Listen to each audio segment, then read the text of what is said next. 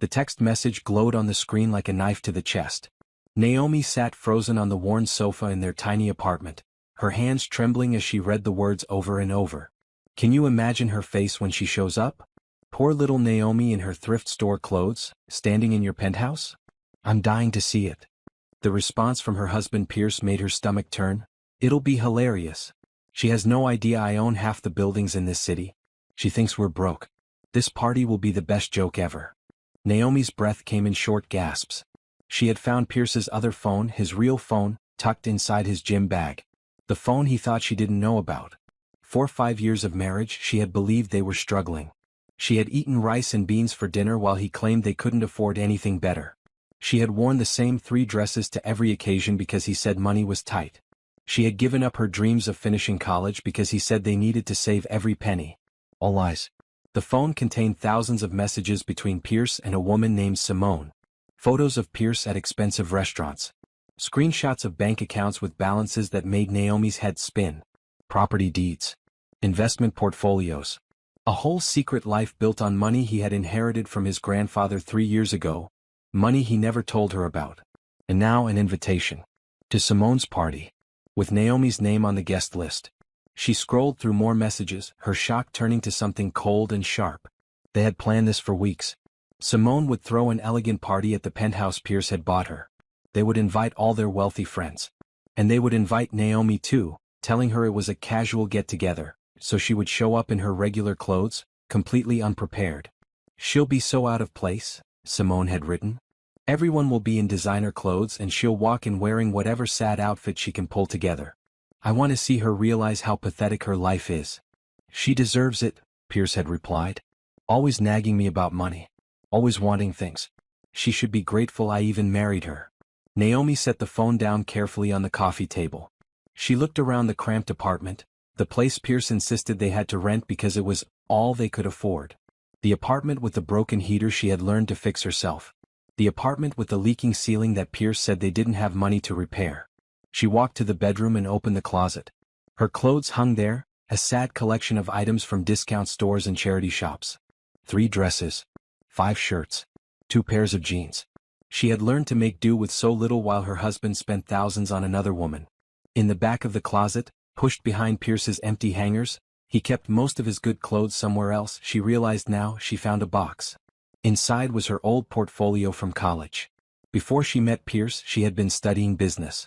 She had dreams of starting her own consulting firm. She had been good at it too, getting top grades and praise from professors. Then she met Pierce at a coffee shop. He had been charming, attentive, loving. He said he worked in real estate but times were tough. She had believed him.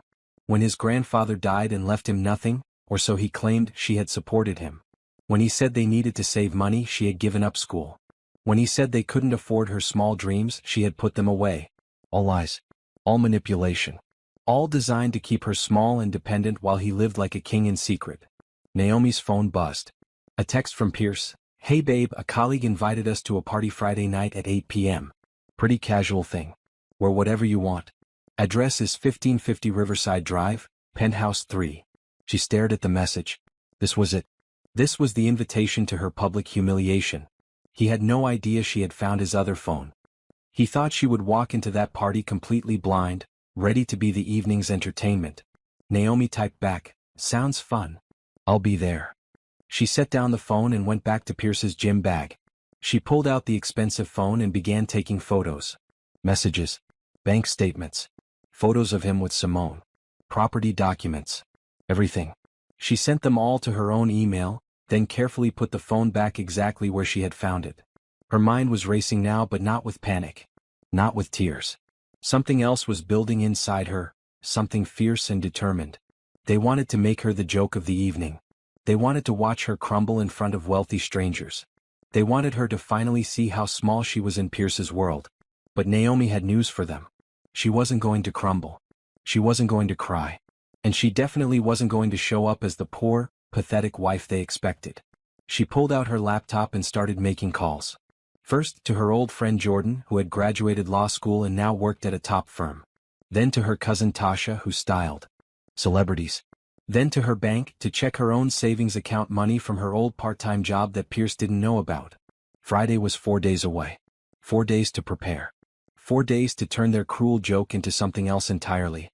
Naomi smiled for the first time in hours. They wanted to humiliate her? They wanted to show her how pathetic her life was? She would show them something better. She would show them exactly what a mistake they had made. The party invitation sat on the table, but it didn't look like a threat anymore.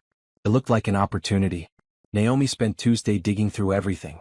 While Pierce was at work, she now knew he was probably at one of his secret properties. She systematically searched every corner of their apartment. She found more evidence hidden in places she had never thought to look. Behind the bathroom sink, inside a sealed plastic bag, were credit card statements. Charges for jewelry, expensive dinners, luxury hotels. None of it purchased for her. She photographed every page with steady hands. In a box labeled Old Tax Documents, on the top shelf of the hall closet, she found property deeds. 3 investment properties in the downtown area. A vacation home in the mountains. The penthouse where Simone lived. All purchased in the last 3 years. All in Pierce's name only. The numbers made her dizzy. Her husband was worth over $8 million. $8 million.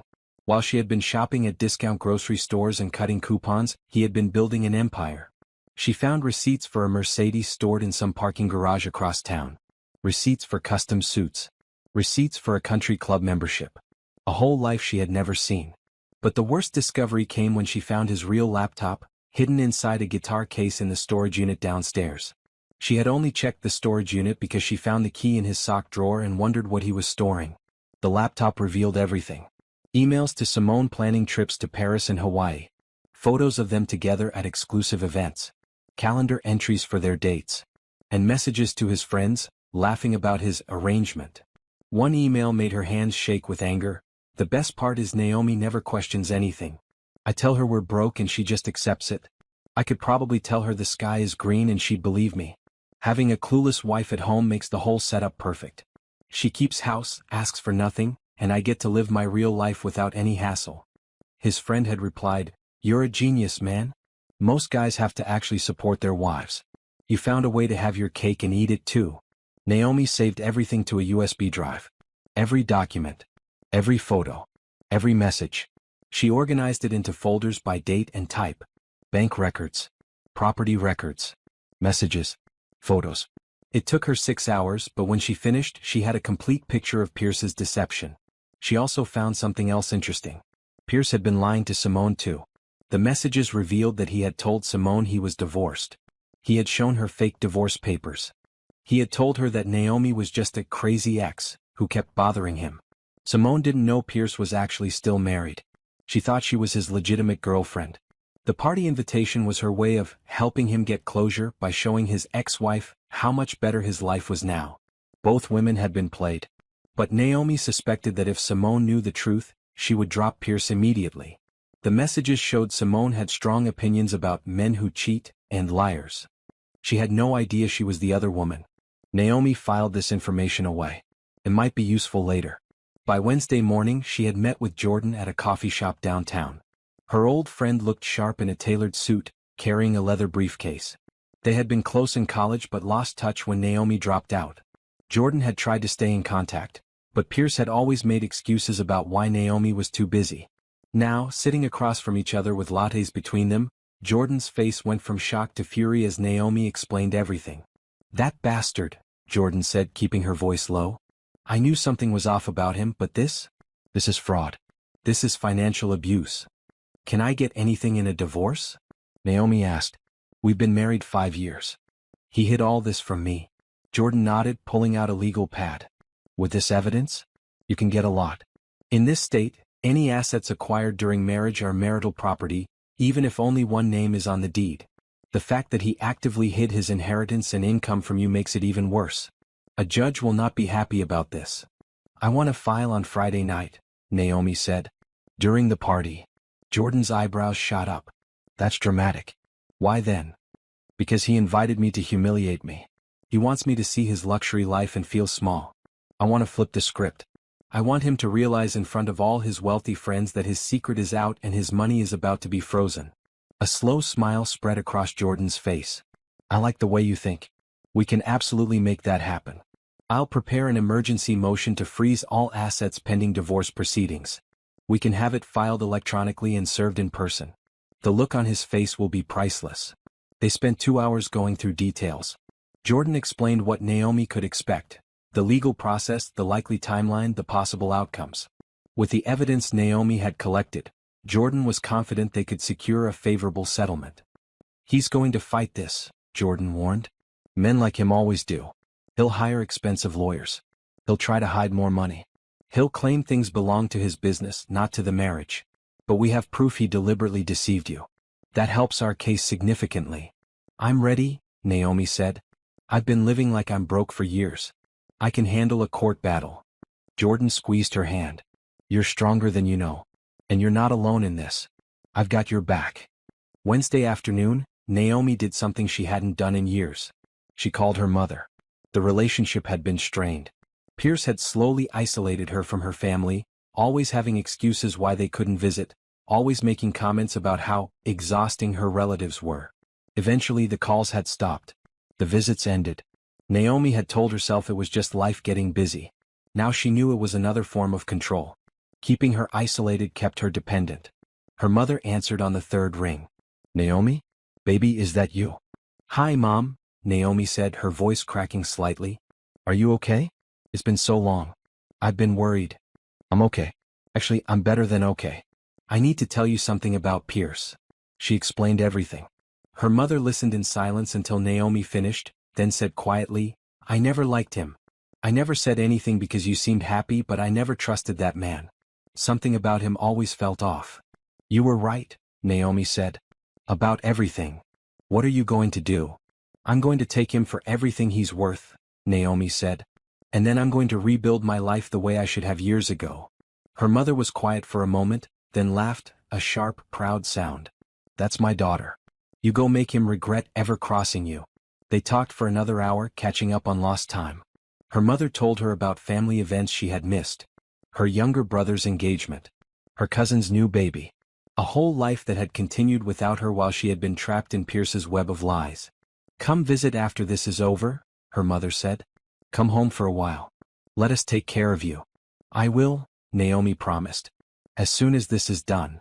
Thursday, Naomi focused on the practical details. She opened a new bank account at a different bank, transferring her savings there. She gathered her important documents, birth certificate, social security card, passport. She packed a bag with essentials and took it to her cousin Tasha's house for safekeeping. Tasha lived in a stylish loft downtown, her walls covered with photos of celebrities she had styled. When Naomi explained what was happening, Tasha's reaction was immediate. Oh, we're going to make you look absolutely stunning, Tasha said. We're going to make him choke on his champagne when he sees you. I don't want to look like I'm trying too hard, Naomi said. I want to look like I belong there. Like I'm confident and successful. Tasha nodded, already pulling clothes from her closet. Understated elegance. Powerful but not flashy. I know exactly what you need. They spent hours trying different options. Finally, they settled on a midnight blue dress with clean lines and a perfect fit. Simple but expensive looking. Elegant heels. Minimal jewelry. Hair styled sleek and professional. Makeup that enhanced without overwhelming. You look like a CEO, Tasha said, stepping back to admire her work during the trial run. You look like money without showing off. Perfect. Naomi looked at herself in the mirror. The woman staring back looked strong. Confident. Nothing like the worn-down person she had become over 5 years of manipulation. Thank you, she said quietly. Thank me by taking that man for everything he's got, Tasha replied. Now tomorrow evening come here at 6. We'll get you ready and I'll drive you to the party myself. You're going to walk in there like you own the place.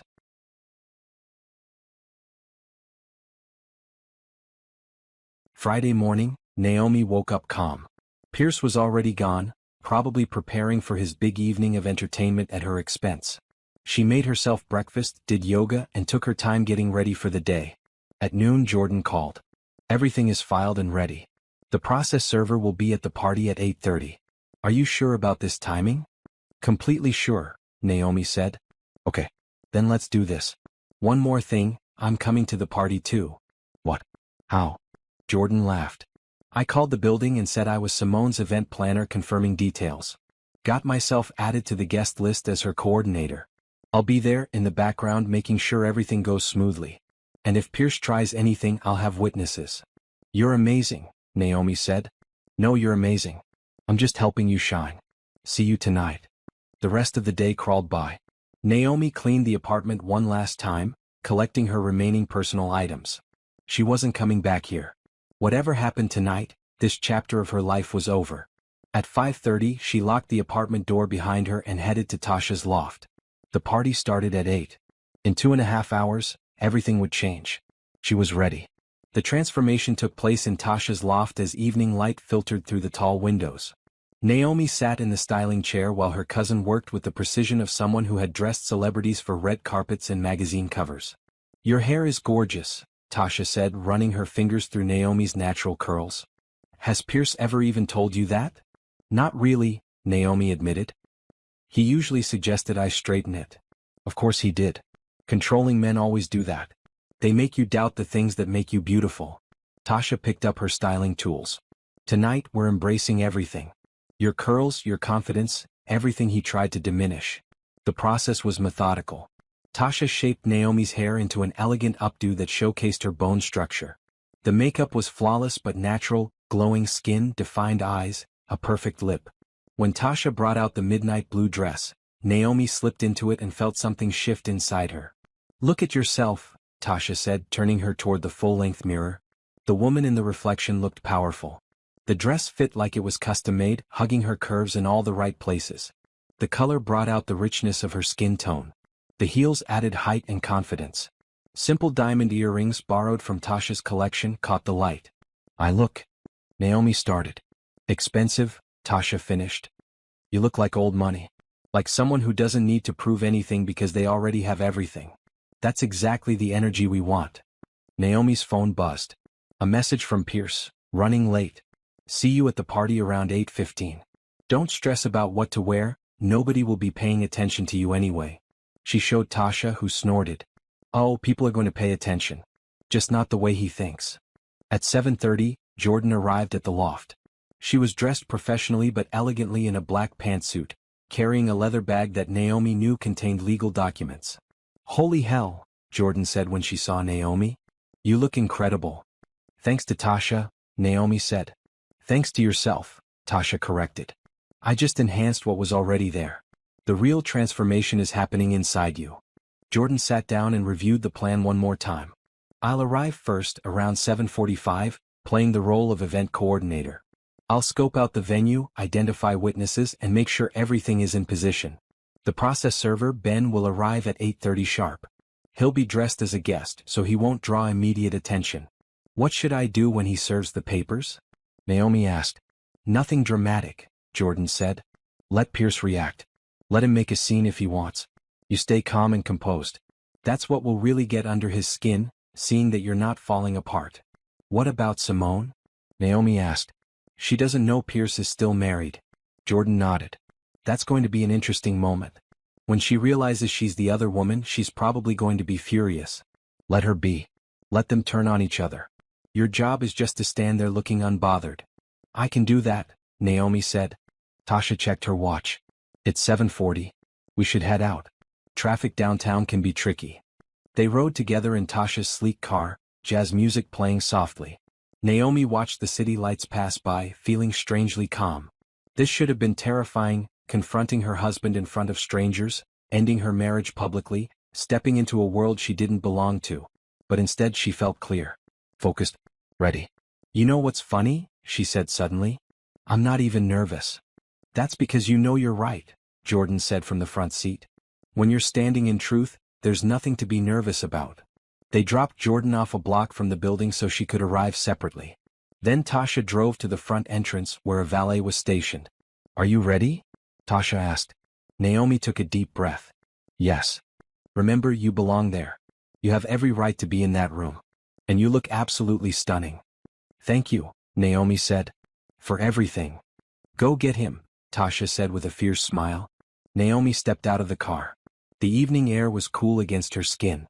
The building rose above her, all glass and steel and luxury. The kind of place Pierce had been visiting while she ate ramen noodles for dinner. The doorman held the elevator for her. Penthouse 3? He asked, seeing her dressed for the party. Yes, she said confidently. As the elevator climbed, Naomi watched the floors tick by. 8th floor, 10th floor, 15th floor. Each number brought her closer to the moment everything would change. She thought about the past 5 years. The sacrifices she had made. The dreams she had deferred. The small, careful life she had lived while Pierce had been living large. All based on lies. But she also thought about what came next.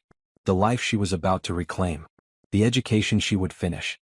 The business she would build. The future she would create on her own terms. The elevator doors opened on the 20th floor. Naomi stepped out into a marble hallway that screamed wealth. Soft music drifted from the open penthouse door at the end of the corridor. She walked toward it, her heels clicking confidently on the marble. As she reached the doorway, she paused for just a moment. Through the entrance, she could see the party already in progress. Beautifully dressed people holding champagne glasses. Modern art on the walls. Floor-to-ceiling windows showing the glittering city below. And there, near the windows, stood Pierce. He wore an expensive suit she had never seen before. He was laughing at something, champagne in hand, looking completely at ease in his secret world. Next to him stood a woman who had to be Simone, tall, striking, wearing a white dress that probably cost more than Naomi's old monthly rent. She looked confident, glamorous, completely unaware that her boyfriend was actually someone else's husband. Naomi spotted Jordan near the back of the room, pretending to check details on a clipboard. Their eyes met briefly, and Jordan gave the smallest nod of encouragement. This was it. Naomi stepped into the penthouse. For a moment nothing happened. The party continued around her. Then someone near the door noticed her, a woman in a red dress whose eyes widened in surprise. She nudged the man next to her, who turned to look. The reaction rippled through the room like a wave. One by one, people stopped talking and turned to stare at the striking woman who had just walked in. Pierce was still laughing at something when the man next to him touched his arm and pointed toward the door. Pierce turned, still smiling, and then his face went completely white. His champagne glass slipped from his fingers, shattering on the marble floor. The entire party went silent. Simone followed Pierce's stare, her confident smile fading into confusion. Pierce? Who is that? But Pierce couldn't speak. He just stood there, frozen, staring at his wife like she was a ghost. Naomi walked further into the room, moving with calm confidence. She didn't hurry. She didn't hesitate. She simply walked through the crowd of wealthy strangers, all of whom were now watching her with fascination. She could hear whispers starting. Who is that? She's beautiful. I thought Pierce said his ex-wife was dowdy. That's his ex. Naomi reached Pierce and Simone. Up close, she could see the panic in Pierce's eyes. The confusion in Simone's face. The attention of every single person at the party focused on this moment. Hello, Pierce, Naomi said calmly. Thank you for inviting me to the party. Her voice carried in the silence. Clear. Steady. Completely unbothered. Pierce's mouth opened and closed. No words came out. Simone looked between them. Pierce? What's going on? Who is this? Naomi turned to her with a polite smile. I'm Naomi, Pierce's wife. The word wife hit the room like a bomb. Simone took a step back. Wife. But Pierce told me he was divorced. He showed me papers. Fake papers, Naomi said simply. We're still very much married. In fact, we live together. Or we did until tonight. The whispers grew louder. People were pulling out phones. This was going to be the gossip story of the week in their social circle. Pierce finally found his voice. Naomi, what are you doing here? This isn't appropriate. Isn't appropriate? Naomi laughed, a genuine sound without bitterness. You invited me. You sent me this address. You wanted me to come. I didn't think you'd actually show up, Pierce stammered. No, Naomi agreed. You thought I'd show up looking poor and pathetic so you and your friends could laugh at me. You thought I'd be your entertainment for the evening. More phones came out. A few people gasped. Simone was staring at Pierce with horror. Is that true? You're still married? You planned this to humiliate her? Pierce tried to recover. It's not what it sounds like. It's exactly what it sounds like, Naomi said. She pulled out her own phone and held up the screen, showing the text messages between Pierce and Simone planning this exact scenario. I found your other phone. I've seen all the messages. Simone looked at the screen, then at Pierce, her face transforming from confusion to fury. You bastard. You absolute bastard. There's more, Naomi continued, her voice still calm. Pierce inherited $8 million 3 years ago.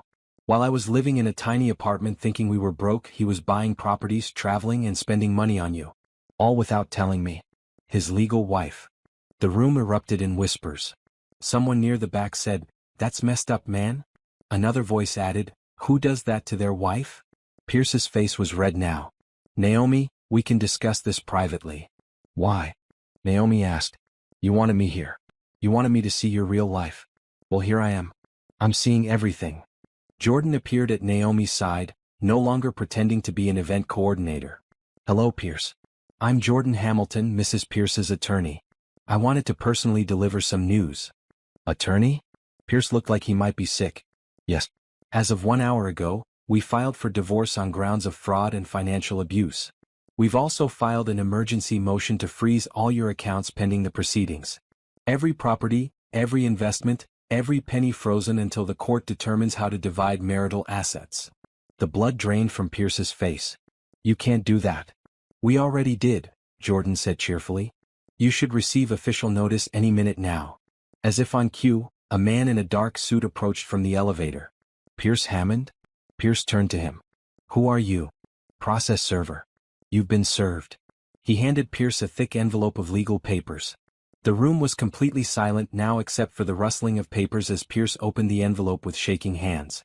His eyes scanned the documents, growing wider with each page. Simone was backing away from him. "I can't believe this. I can't believe any of this. You told me you were divorced. You told me she was crazy and obsessive." "I told you what?" Naomi said, turning to her with interest. "He said you were his ex-wife who kept stalking him. He said the divorce was finalized 2 years ago." Several people in the crowd gasped. This was better than reality TV. Naomi shook her head. "I've never stalked anyone. Until 4 days ago I thought we had a happy marriage. A broke marriage but a happy one. I had no idea he had money. No idea about you. No idea about any of this." Simone looked at Naomi, really looked at her, and something seemed to shift in her expression. "He really had you living like you were poor?" "I was cutting coupons to save $3 on groceries," Naomi said. "I wore the same 3 dresses for 5 years. I gave up college because he said we couldn't afford it. Meanwhile, he bought you a penthouse." Simone's hand went to her mouth. For a moment, Naomi thought she might actually feel sorry for her. But then Simone turned to Pierce, her voice ice cold. "Get out of my home." "Simone, wait." "Get out," she screamed. "You lying, manipulative, disgusting person. Get out now." Pierce looked around the room at all the staring faces, at the phones recording this disaster, at his wife who had just destroyed his carefully constructed double life. "This isn't over," he said to Naomi. "You're right," Naomi agreed. "It's not over. I'm going to make sure every penny you hid from me is accounted for. I'm going to make sure everyone knows exactly what kind of person you are. And I'm going to make sure you never do this to anyone else." "You'll never win in court," Pierce said desperately. "I have the best lawyers. I have resources. And I have the truth," Naomi said. "Plus, thanks to your messages, I have evidence of every lie you've told. Every penny you've hidden. Every property you've bought. It's all documented. All saved. All ready for court." Jordan stepped forward. "Mr. Hammond, I suggest you retain your own legal counsel immediately. This is going to be a complex case." Pierce looked at the envelope in his hands, at the divorce papers and frozen asset notices. He looked at Simone, who was glaring at him with pure hatred.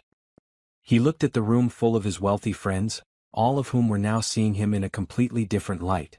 Then he looked at Naomi standing tall, confident, absolutely unshaken, and she saw the moment he realized he had lost. Not just the marriage, not just the money, but the control, the power, the ability to keep her small and invisible. Without another word, Pierce pushed through the crowd and left the penthouse. The elevator doors closed behind him and he was gone. The silence that followed was deafening. Then Simone spoke. "I'm so sorry," she said to Naomi. "I had no idea. I would never have, if I had known he was married." "I believe you," Naomi said. "He lied to both of us. He's the problem, not you." Simone nodded, tears streaming down her face. "I need everyone to leave. Party's over." The guests began filing out, still whispering among themselves. But several people stopped to speak to Naomi on their way out. "That took courage," one older woman said. "Good for you." A man in an expensive suit handed her his business card. "I own a financial consulting firm. If you ever need help managing your settlement, call me." What your husband did was inexcusable. One by one, the people who were supposed to watch her humiliation instead offered support, contacts, respect. When the penthouse was finally empty except for Naomi, Jordan, and Simone, Simone collapsed onto her white sofa. "I can't believe this," she said. "I can't believe he played me like that." "He's done it before," Jordan said. "Men like Pierce always have a pattern." Simone looked at Naomi. "Are you really going to take him for everything?" "Every penny I'm entitled to," Naomi said. "And then I'm going to rebuild my life." "Good," Simone said. "Take it all. He deserves it." Naomi turned to leave, Jordan following. But at the door she paused and looked back at Simone. "For what it's worth, you didn't know. That makes a difference." "Not enough of one," Simone said quietly. Outside, Tasha was waiting with the car. When Naomi and Jordan climbed in, Tasha took one look at their faces and grinned. "That good?" "Better," Jordan said. "We broke him." As they drove away from the building, Naomi looked back at the glittering penthouse windows one last time. Then she turned forward, watching the city lights ahead. The hardest part was over. Now came the next chapter, rebuilding, fighting, and reclaiming everything that should have been hers all along. But tonight she had won. She had walked into that party as the joke and walked out with her dignity intact and her future secured. That was enough for now. The morning after the party, Naomi woke up in Tasha's guest room to find her phone flooded with messages. Some were from numbers she didn't recognize, friends of friends who had heard about the party confrontation. Others were from family members her mother had clearly called to spread the news. But the most important message was from Jordan. "Pierce hired Theodore Brooks. He's bringing in the big guns. We need to meet today." Theodore Brooks was infamous in legal circles. He specialized in protecting wealthy men during divorces, using every delay tactic and loophole available. The fact that Pierce had retained him within 12 hours meant he was taking the divorce seriously. Good. Naomi wanted him to take it seriously. She met Jordan at the law firm's office at noon. The building was impressive, 30 stories of glass and steel in the financial district. Jordan's office was on the 15th floor, with windows overlooking the city. "Brooks already filed a motion to unfreeze the accounts," Jordan said, spreading documents across her desk. "He's claiming financial hardship and arguing that freezing everything is excessive." "Financial hardship?" Naomi laughed. "The man has $8 million. Had," Jordan corrected. "According to the documents he filed this morning, he's claiming most of that money is gone. Bad investments. Business losses. He's trying to argue there's nothing left to divide." Naomi felt her stomach drop. "He moved the money. Probably. Or he's lying about losing it. Either way, we need to dig deeper." Jordan pulled out another folder. "I've hired a forensic accountant. Her name is Patricia Chin and she's the best in the business. She'll trace every transaction, find every hidden account, and document every dollar Pierce has tried to hide." "How much will that cost?" Naomi asked. "Don't worry about cost right now. Many lawyers work on contingency for cases like this, especially when fraud is involved. We'll take it from the settlement. The important thing is building an ironclad case." Over the next week, Naomi's life became a series of meetings. She met with Patricia, a sharp woman in her 50s who asked detailed questions about every aspect of Pierce's financial life. She met with a therapist Jordan recommended, who specialized in helping people recover from financial abuse. She met with a career counselor to discuss returning to school. Each meeting revealed more about how thoroughly Pierce had controlled her life. The therapist explained how financial abuse worked, how abusers isolated their victims from resources, created dependence, and made them question their own judgment. "You're not the first person to sit in that chair with this exact story," the therapist said. "Wealthy men do this more often than people realize. They have the resources to maintain double lives, and they're skilled at manipulation." "I should have seen it," Naomi said. "He spent 5 years training you not to see it," the therapist replied. "That's not your fault. That's his weapon. The blame belongs entirely to him." The words helped, but Naomi still felt angry at herself. 5 years. She had given him 5 years of her life, her trust, her dreams. But dwelling on the past wouldn't help her future. So she focused on action instead. Patricia's initial findings were damning. Pierce had systematically hidden money in offshore accounts, shell companies, and investments under other people's names. He had moved nearly $2 million in the week before Naomi found his phone, meaning he had somehow known she was getting suspicious. "He made a mistake though," Patricia said during their second meeting. "He moved the money too obviously, too quickly. That suggests consciousness of wrongdoing. A judge will see right through this. Can we get it back? Naomi asked. Most of it. The offshore stuff will be tricky, but domestic accounts and properties? Yes, we'll get those. Meanwhile, Pierce was making his own moves. He called Naomi repeatedly, leaving voicemails that started apologetic and became increasingly angry. Jordan instructed her not to respond to any of them.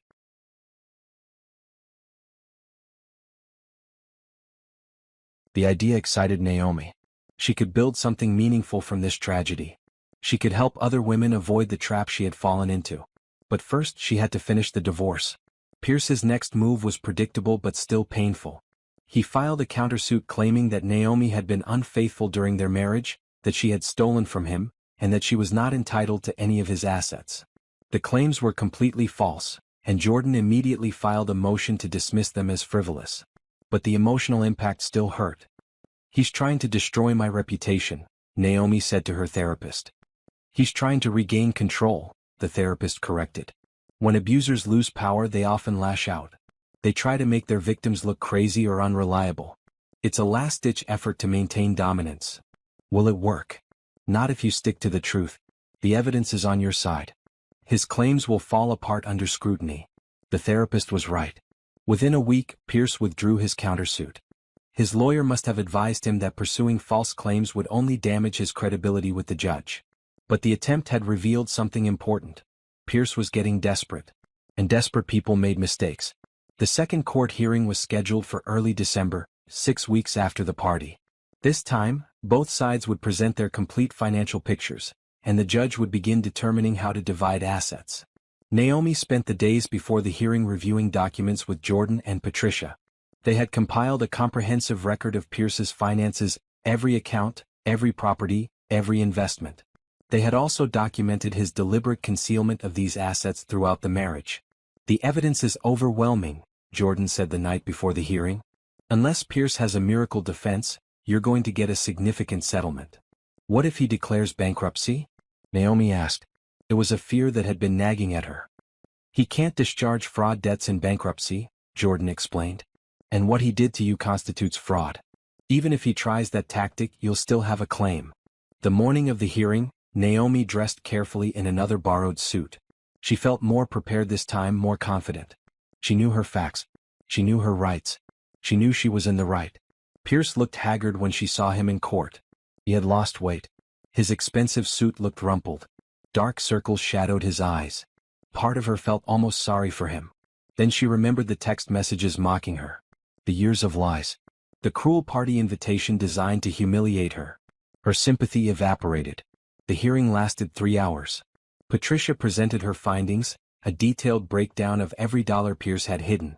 The offshore accounts. The shell companies. The properties in other people's names. The pattern of deception spanning years.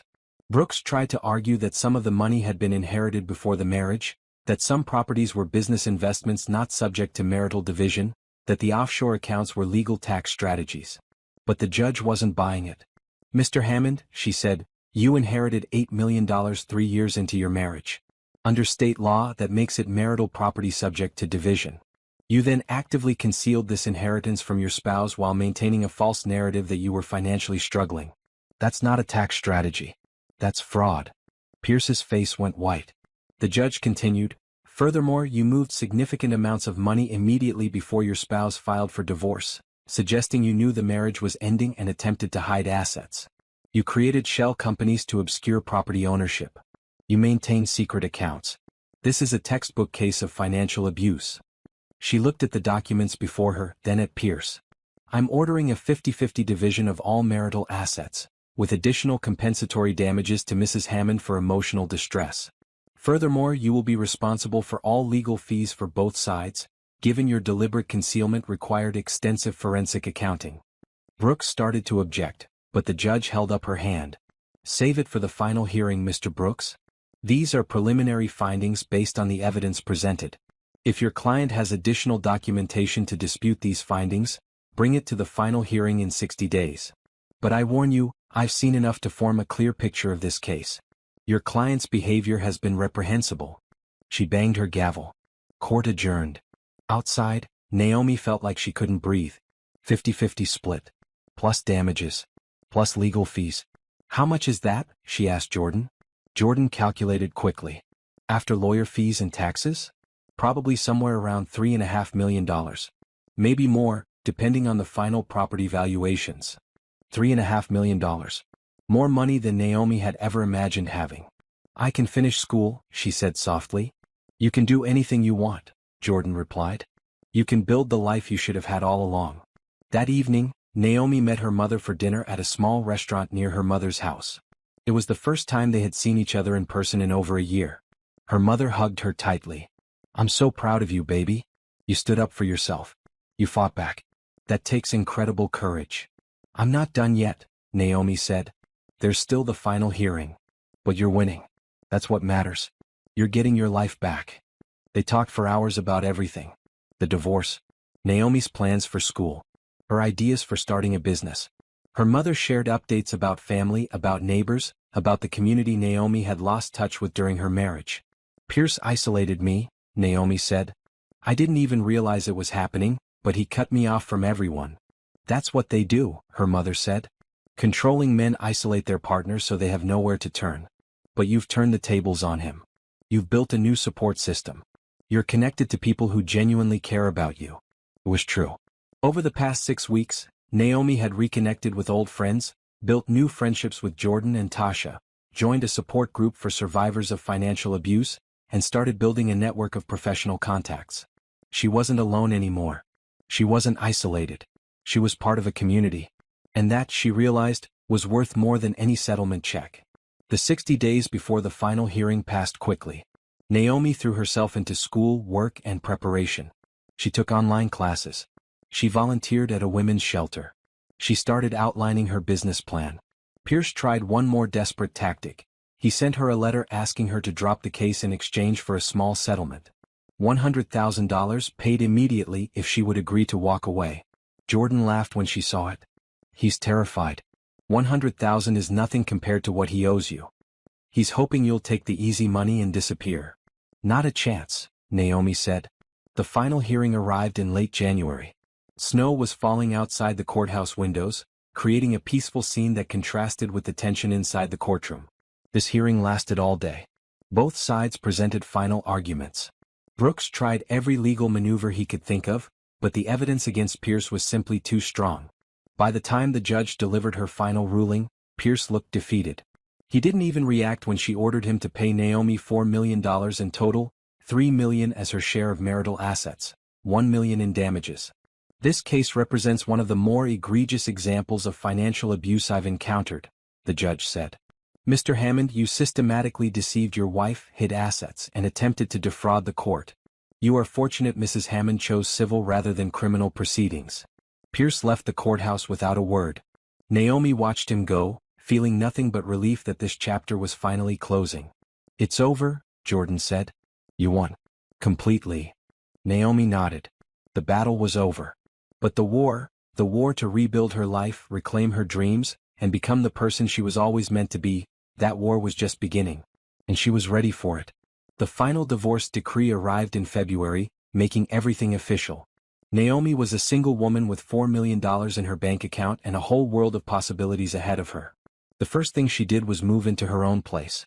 Not a tiny apartment like the one Pierce had kept her in. Not a luxury penthouse like the one he had bought Simone. Just a comfortable 2-bedroom condo in a nice neighborhood with good natural light and a small balcony. She furnished it slowly, thoughtfully, choosing each piece with care. A comfortable couch where she could read.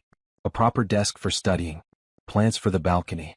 Everything she chose was hers, selected because she liked it, not because someone else approved. Tasha helped with the decorating, bringing her professional eye for style. But she was careful to let Naomi make all the decisions. This is your space, Tasha said. Your sanctuary. It should reflect who you are, not who anyone else wants you to be.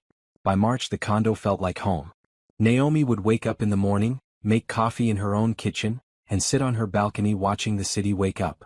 These quiet moments felt precious, proof that she had made it through the darkness and into something better. She enrolled full-time at the university to finish her degree. Walking onto campus felt surreal after so many years away. But her professors welcomed her back warmly, and she threw herself into her studies with renewed focus.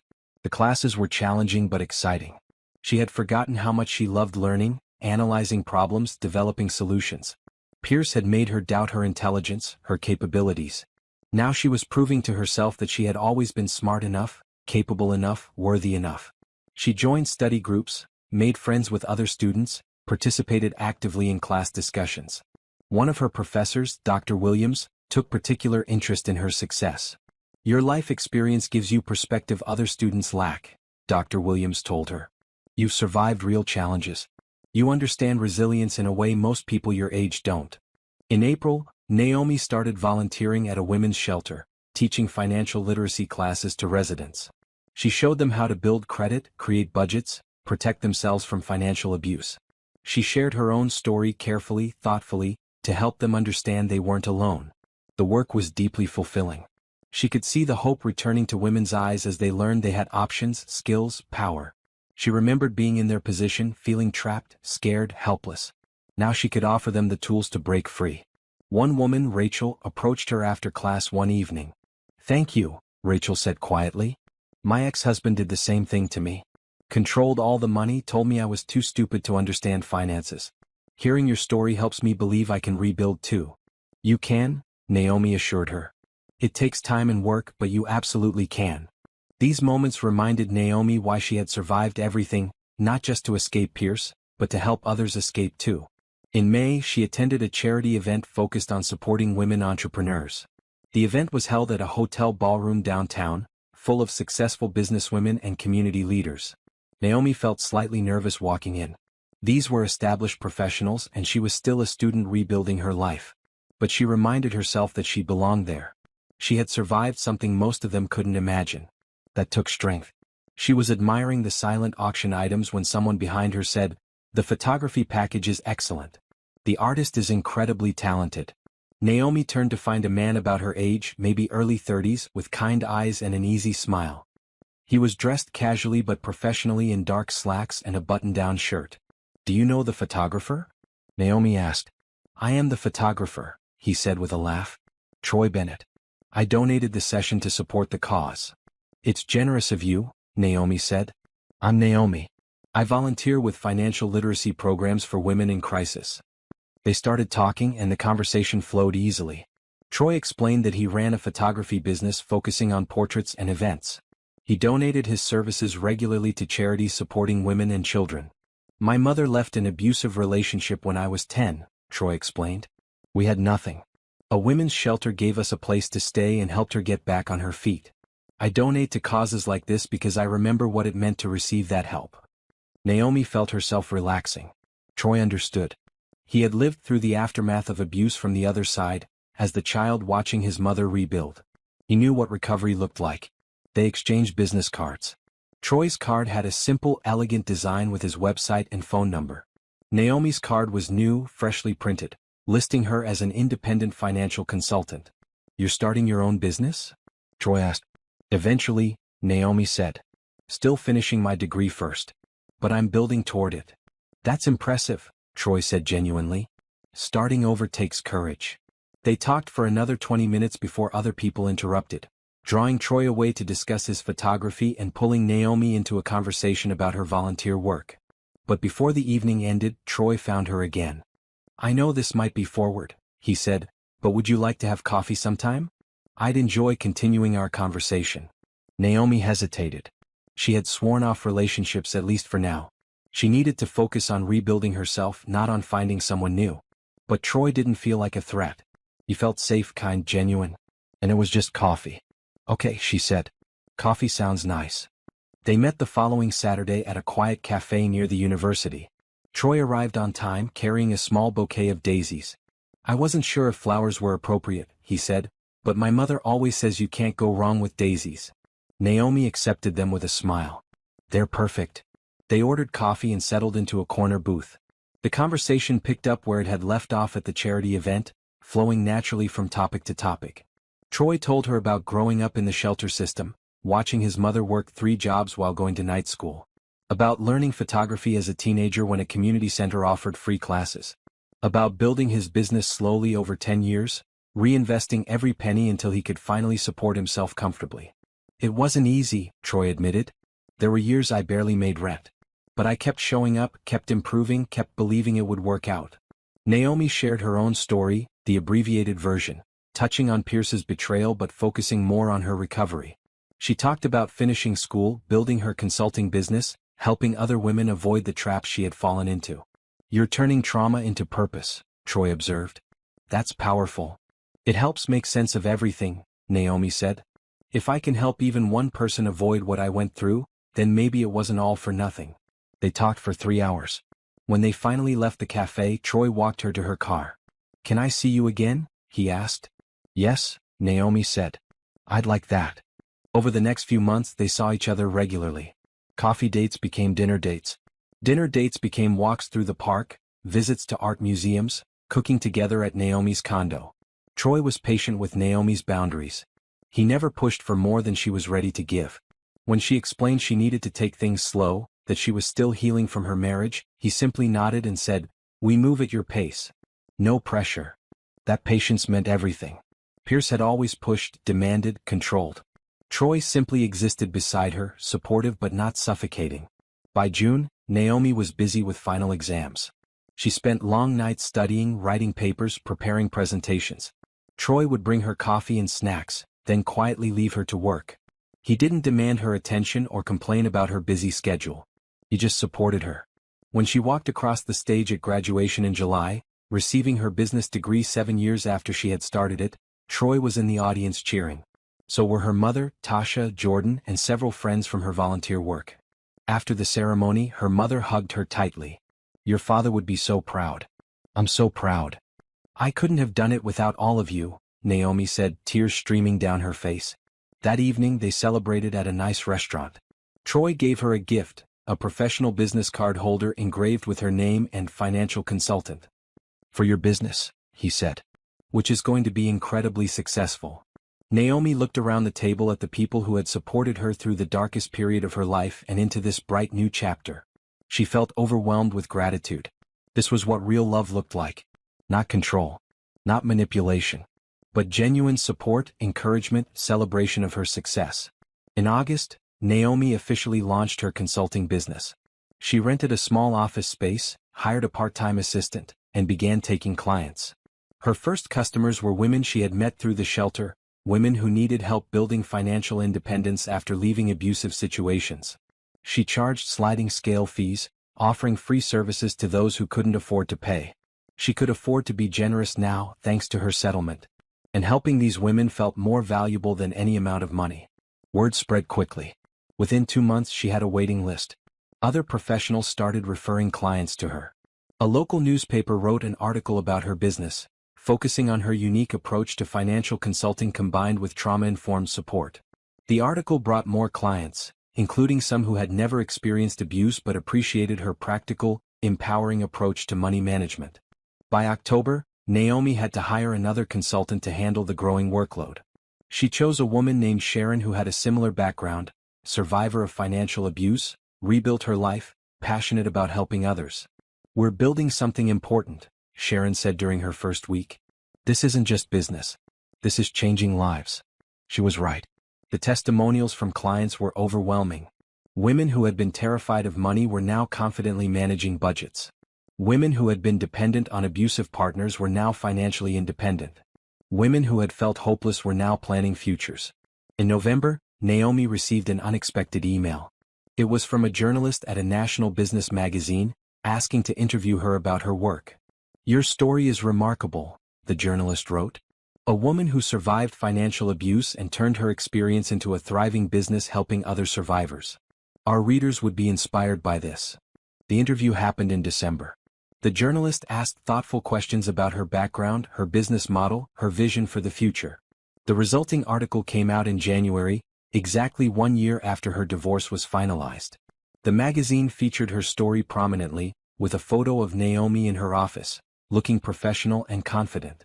The headline read, "From Survival to Success, How One Woman's Betrayal Became a Blueprint for Helping Others." The response was immediate and overwhelming. Her website crashed from traffic. She received hundreds of emails from women sharing their own stories and asking for help. Other consultants reached out wanting to learn her methods. "You're going viral," Tasha said, showing Naomi the social media post sharing her story. This is huge. Naomi felt humbled by the attention. She hadn't set out to become famous or build an empire. She had just wanted to rebuild her life and help others do the same. But maybe that was exactly why people responded to her story. It was authentic. It was real. It wasn't about revenge or bitterness. It was about transformation and purpose. In February, exactly 2 years after Pierce had invited her to that party, Naomi attended another charity event at the same hotel. She was there as a featured speaker, invited to talk about financial empowerment.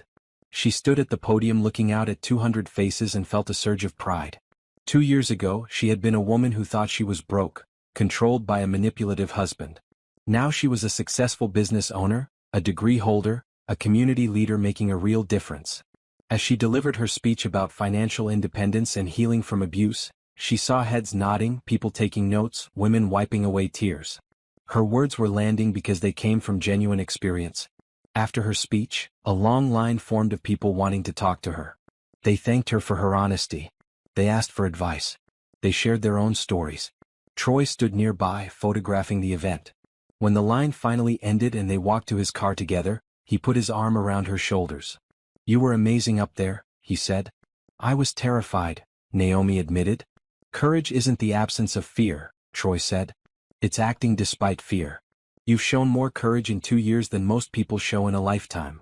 They drove to her condo and made dinner together. It had become their routine, comfortable, easy, supportive. Troy still had his own apartment, and they still took things at Naomi's pace. But their relationship had deepened into something solid and real. That night, as they ate pasta and talked about the event, Naomi realized something. She was happy. Genuinely, completely happy. Not because of any relationship or any amount of money or any business success. She was happy because she had reclaimed herself. She had rediscovered her strength, her intelligence, her worth. She had built a life based on her own values and choices. Everything else, the relationship with Troy, the successful business, the community respect, was just icing on the cake. The real victory was internal. The real transformation was personal. Pierce had tried to make her small. He had tried to convince her she was worthless, incompetent, lucky to have him. But he had failed. She had proven him wrong in every possible way. And that, Naomi thought as she looked across the table at Troy's kind face, was the sweetest revenge of all. Not hurting Pierce. Not taking his money. But becoming the person she was always meant to be. Life had settled into a comfortable rhythm by March, 2 years after everything changed. Naomi's business was expanding beyond anything she had imagined. She had hired 3 more consultants and was looking at opening a second office across town. She was meeting with a potential investor one afternoon when her assistant knocked on the door. "Naomi? There's someone here to see you. He doesn't have an appointment, but he says it's urgent." Something in her assistant's tone made Naomi pause. "Who is it?" "Pierce Hammond." The name hit Naomi like cold water. She hadn't seen or spoken to Pierce since the final court date over a year ago. She had successfully built a life that didn't include him in any way. "Should I tell him you're busy?" her assistant asked. Naomi considered it. She could easily refuse to see him. She owed him nothing. But curiosity won. What could he possibly want after all this time? "Give me 5 minutes," she told the investor. "Then send him in." She used the time to compose herself, reminding herself that Pierce had no power over her anymore. He was just a man who had once hurt her. Nothing more. When Pierce walked in, she barely recognized him. He had aged dramatically in 2 years. His hair had gone gray at the temples. He looked thinner, almost frail. The expensive suit he wore hung loose on his frame. "Naomi," he said. "Thank you for seeing me." She didn't stand or offer to shake his hand. She just gestured to the chair across from her desk. "You have 5 minutes." Pierce sat down, looking uncomfortable in her elegant office. She could see him taking in the details, the modern furniture, the frame certifications on the wall, the view of the city. "You've done well," he said. "I've done what I was always capable of doing," Naomi corrected. "You just spent 5 years trying to convince me I couldn't." He flinched at that. "I deserved that. You deserve a lot worse than that. What do you want, Pierce?" He took a deep breath. "I'm in trouble. Legal trouble. The IRS is investigating me for tax fraud. They found the offshore accounts, the shell companies. Everything Patricia uncovered in our divorce is now part of a criminal investigation." Naomi kept her expression neutral. "I'm sorry to hear that." "I'm going to lose everything," Pierce continued. "My business, my properties, possibly even my freedom." My lawyers say I'm looking at serious prison time. Again, I'm sorry to hear that. But I'm not sure why you're telling me this. Pierce leaned forward. I was hoping you might consider testifying on my behalf. Telling the prosecutor that I wasn't as bad as the documents make me look. That there were good times in our marriage. That I'm not a monster. Naomi stared at him in disbelief. You want me to lie for you? Not lie. Just present a more balanced picture.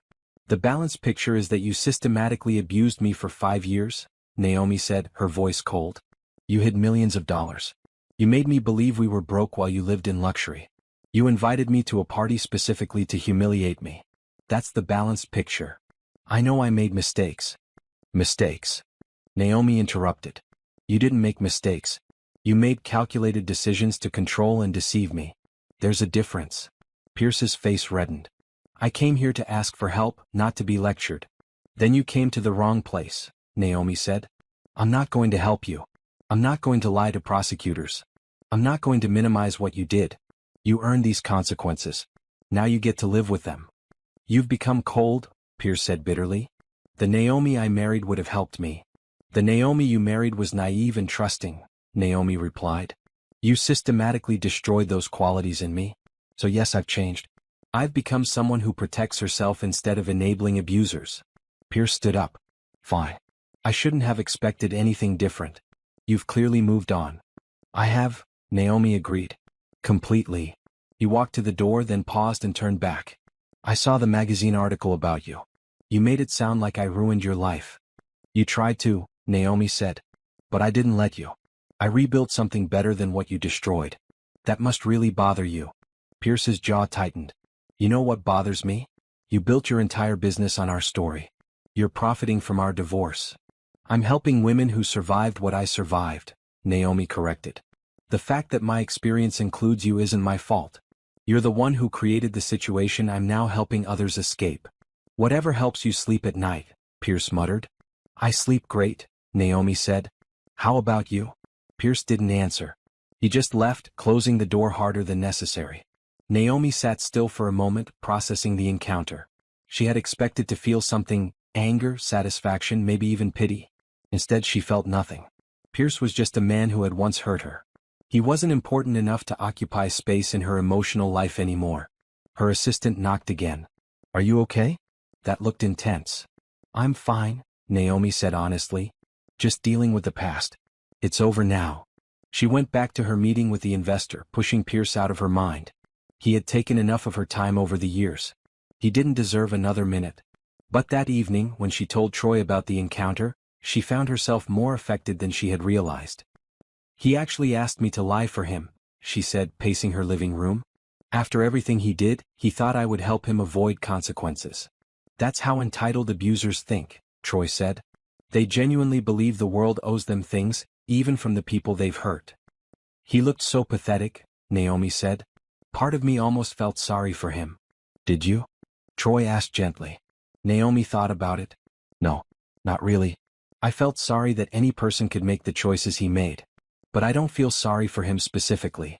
He earned every bit of what's happening to him. That's healthy, Troy said. Empathy doesn't mean letting people off the hook for their actions. The next day, Naomi received a call from a federal prosecutor named Agent Martinez. He explained that Pierce was indeed under investigation and that they had subpoenaed records from their divorce case. We'd like to talk to you about your ex-husband's financial activities during your marriage, Agent Martinez said. Your divorce documents contain evidence relevant to our case. I'll help in any way I can, Naomi said. She met with Agent Martinez the following week, bringing copies of all the documents from her divorce. She walked him through everything, the hidden accounts, the properties and false names, the offshore money, the systematic deception. This is extremely helpful, Agent Martinez said. Your documentation is thorough. It's rare to see such clear evidence of intentional fraud. I had good help, Naomi said, thinking of Jordan and Patricia. Did your ex-husband contact you recently? Agent Martinez asked. Yes, Naomi said. He asked me to testify on his behalf, essentially asking me to minimize his actions. And you refused? Absolutely. I'm not going to lie for him. He committed fraud. Against me and apparently against the government. He should face the consequences. Agent Martinez nodded approvingly. I wish more witnesses had your clarity and courage. After the meeting, Naomi felt lighter. She had told the truth. She had provided evidence. Whatever happened to Pierce now was out of her hands and entirely his fault. She focused back on her business and her life. In April, she was invited to speak at a women's conference in Seattle. It was her first speaking engagement outside her home city, and she was nervous but excited. Troy came with her, photographing the event. Watching him work reminded her why she cared about him, his patience, his artistic eye, the way he respected people's boundaries while capturing authentic moments. Her speech in Seattle was well received. Afterward, several women approached her wanting to start similar consulting businesses in their own cities. Naomi spent hours talking with them, sharing her business model, offering encouragement. "You're inspiring people," one woman said. "You're showing us that we can transform pain into purpose." These moments reminded Naomi why she had survived everything. Not for revenge. Not for money. But to help others find their own strength. In May, she learned that Pierce had been formally indicted on multiple counts of tax fraud and financial crimes. The news made local headlines. Local real estate developer faces criminal charges. Tasha called immediately. "Did you see the news?" "I saw," Naomi said. "How do you feel?" "Honestly? Relieved. It means his pattern of behavior has finally caught up with him. Maybe now he can't hurt anyone else." The trial was scheduled for August. The prosecutor's office contacted Naomi again, asking if she would testify as a witness. She agreed without hesitation. "Are you sure?" Jordan asked when Naomi told her. "Testifying means seeing him again, being cross-examined by his lawyers. It could be stressful." "I'm sure," Naomi said. "He tried to destroy me. The least I can do is tell the truth about what he did." She prepared for her testimony with the prosecutor's office, reviewing documents and timelines. She practiced staying calm under pressure, answering questions clearly and directly. When August arrived and the trial began, Naomi was ready. The courthouse was packed when Pierce's trial began. The case had drawn media attention. Wealthy developer accused of hiding millions in offshore accounts, defrauding the IRS and deceiving his ex-wife. It had all the elements of a compelling story. Naomi sat in the witness waiting room trying to stay calm. She wore a professional navy suit and had her hair pulled back neatly. She looked like what she was, a successful businesswoman with nothing to hide. Troy waited outside the courthouse, not allowed in during her testimony, but knowing he was nearby helped. When they called her name, Naomi walked into the courtroom with her head high. Pierce sat at the defense table with Theodore Brooks and another expensive lawyer. He looked older, more tired than when he had visited her office months ago. She didn't look at him. She looked at the prosecutor, Agent Martinez, who gave her an encouraging nod. After being sworn in, she sat in the witness chair. The courtroom was quiet, everyone waiting to hear what she would say. The prosecutor approached. "Mrs. Hammond, can you describe your marriage to the defendant?" "We were married for 5 years," Naomi said clearly. "During that time, Pierce told me we were struggling financially. He said we couldn't afford basic things. I believed him." "Did you have any reason not to believe him?" "No. He was my husband. I trusted him." The prosecutor walked her through the discovery of Pierce's deception. How she had found his second phone. The messages with Simone. The bank statements showing millions of dollars she never knew existed. "How did you feel when you discovered this?" the prosecutor asked. "Betrayed," Naomi said simply. "He had spent 5 years lying to me about our basic financial situation. While I was cutting coupons to save money on groceries, he was buying luxury properties." "Did the defendant ever discuss his finances with you?" "Never. He controlled all the money. He gave me a small allowance for household expenses and told me that was all we could afford." "Did you know about the offshore accounts?" "Not until the forensic accountant discovered them during our divorce." The prosecutor showed her various documents, bank statements, property deeds, transfer records. Naomi identified each one, explaining how it related to Pierce's secret financial life. The testimony was straightforward. She stuck to facts, didn't exaggerate, didn't editorialize. She just told the truth about what had happened. Then came cross-examination. Brooks stood up, attempting to look sympathetic. "Mrs. Hammond," he began, "isn't it true that you profited significantly from your divorce?" "I received half of marital assets," Naomi replied. "Which is standard in divorce proceedings. $4 million seems like quite a profit." "Objection," the prosecutor said. "Argumentative." "Sustained," the judge said. "Rephrase, Mr. Brooks." Brooks tried again. You've built a successful business based on your divorce story, correct? I've built a business helping women recover from financial abuse, Naomi corrected. My personal experience is part of that, yes. So you've financially benefited from your ex-husband's behavior. I've benefited from helping others, Naomi said calmly. The fact that my experience includes abuse isn't something I created. That was done to me. Brooks tried to suggest that Naomi had exaggerated Pierce's behavior, that she had been motivated by greed, that she was an unreliable witness. But each time, Naomi responded with calm facts. I have documentation of everything I've testified to, she said. Bank records, messages, property deeds. These aren't opinions. They're facts. After 90 minutes, Brooks gave up and sat down. He had made no dents in her testimony. You may step down, the judge said. Naomi left the witness stand feeling exhausted but strong. She had told the truth. She had remained calm. She had done what she came to do. Outside the courthouse, Troy was waiting with coffee and a supportive smile. How did it go? He asked. It went well, Naomi said. I told the truth. That's all I needed to do. The trial continued for 2 more weeks.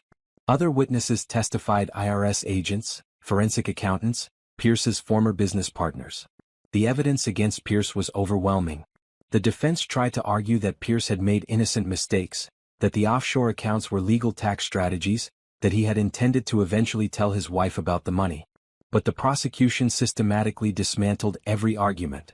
They showed the jury that Pierce had deliberately created shell companies to hide assets, that he had moved money specifically to avoid detection, that he had lied repeatedly to the IRS, to his wife, and to the court during his divorce. When closing arguments came, the prosecutor summarized everything clearly. This is not a case about complicated financial structures or innocent mistakes. This is a case about a man who deliberately, systematically committed fraud for years. He hid money from the government. He deceived his wife. He created false documents. And when he was caught, he tried to hide even more money. The evidence is clear, comprehensive, and damning. The jury deliberated for 2 days. Naomi didn't attend the final proceedings, but Jordan kept her updated. When the verdict came back, it was guilty on all counts.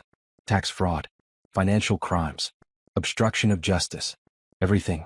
The judge scheduled sentencing for 6 weeks later. Pierce faced up to 15 years in federal prison. Naomi felt a complicated mix of emotions when she heard the news. Not joy, she didn't enjoy seeing anyone face prison. But relief, justice, validation that she had been right about Pierce's behavior. You must feel vindicated, Tasha said when they met for dinner that night. I feel like the truth won, Naomi said. That's all I wanted. For people to know what really happened. Troy squeezed her hand across the table. You showed incredible courage throughout all of this. Testifying, facing him in court, telling your story publicly. That took real strength. I did what needed to be done, Naomi said. Other women are watching. They need to see that abusers face consequences. That speaking up matters. The sentencing hearing happened in October, 3 years after that fateful party. Pierce's lawyers asked for leniency, presenting character witnesses who testified that Pierce had done good things in his life. But the judge wasn't moved. Mr. Hammond, she said, you had every advantage. Wealth, education, opportunity. Instead of using those advantages responsibly, you used them to deceive and manipulate. You betrayed your wife's trust. You defrauded the government. You showed no remorse until you were caught, and even then your primary concern was avoiding consequences rather than taking responsibility. She sentenced him to 12 years in federal prison, with no possibility of early parole. Additionally, he had to pay back taxes, penalties, and restitution totaling millions of dollars. Pierce showed no emotion as the sentence was read.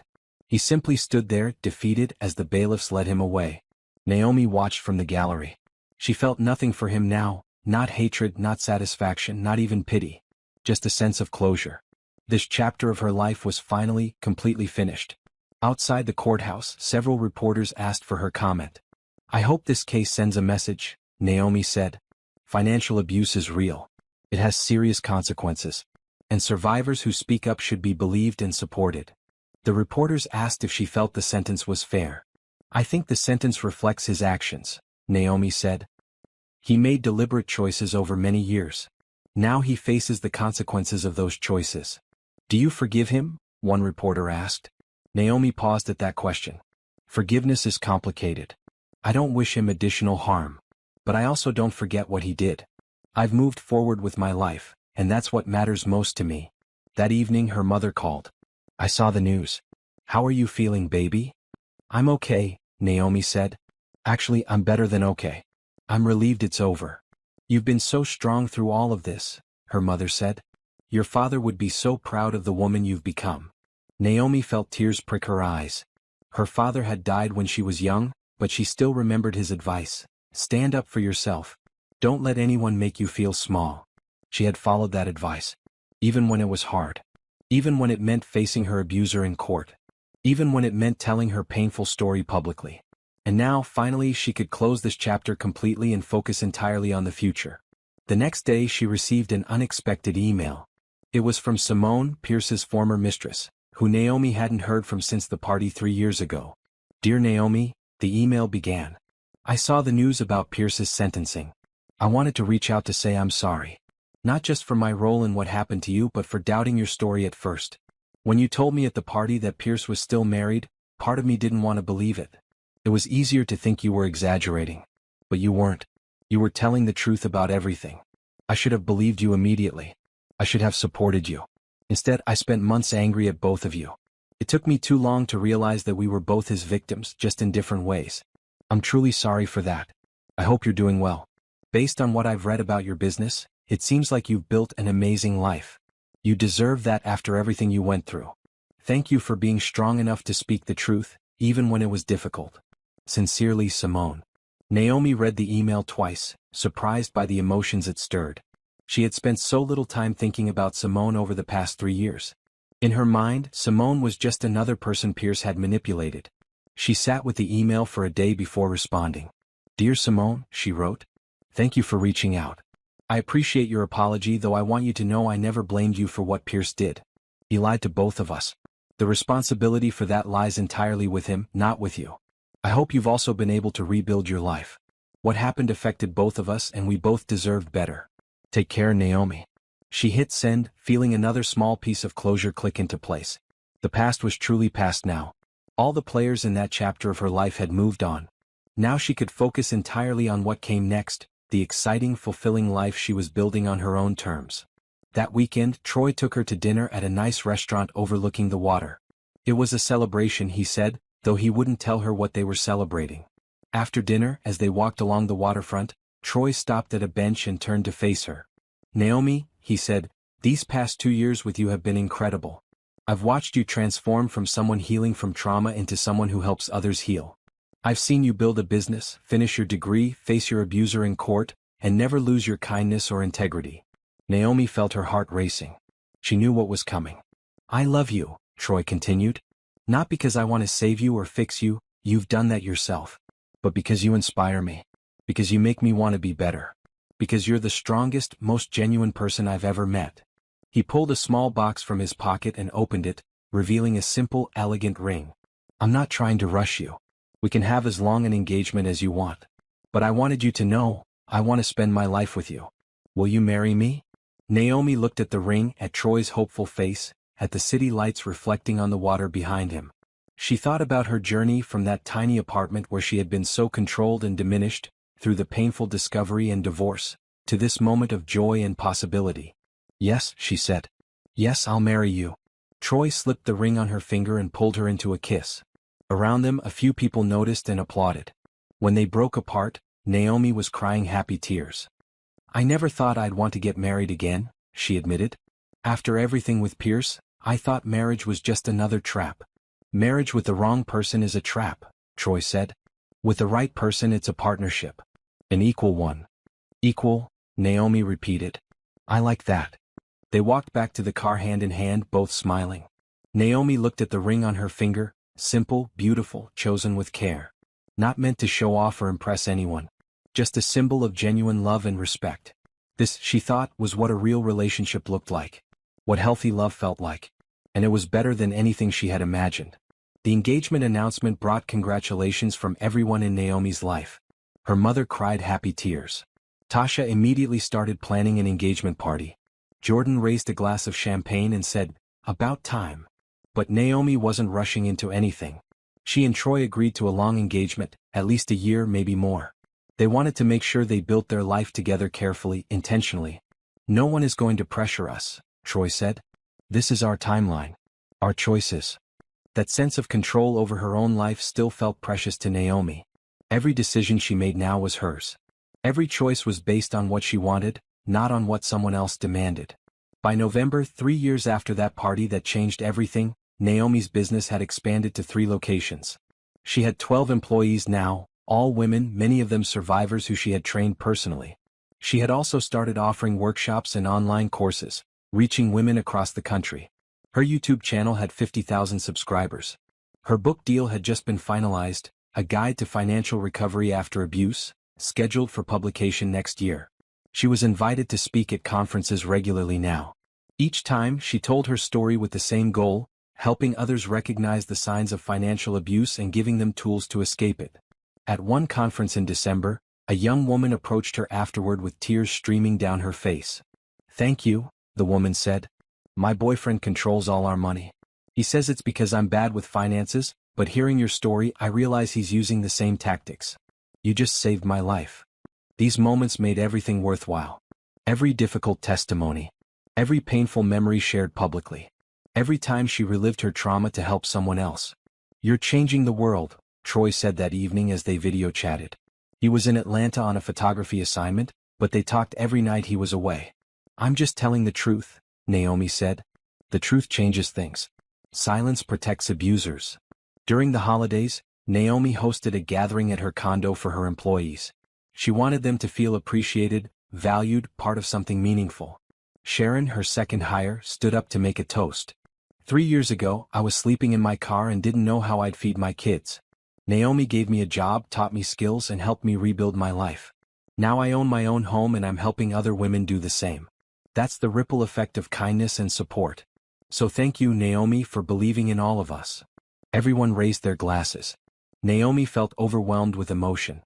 She had built this, not just a business but a community. A support system. A group of women lifting each other up. The new year brought new opportunities. A television network contacted her about a documentary series on financial abuse. A major university invited her to develop a curriculum for a new certificate program. A national women's organization asked her to join their board. "You're becoming a household name," Jordan observed over lunch in January. "That still feels surreal," Naomi admitted. 3 years ago I was nobody. Now people recognize me in grocery stores." "You were never nobody," Jordan corrected. "You were just hidden. Now you're visible. There's a difference." In February, exactly 4 years after her divorce was finalized, Naomi's book was released.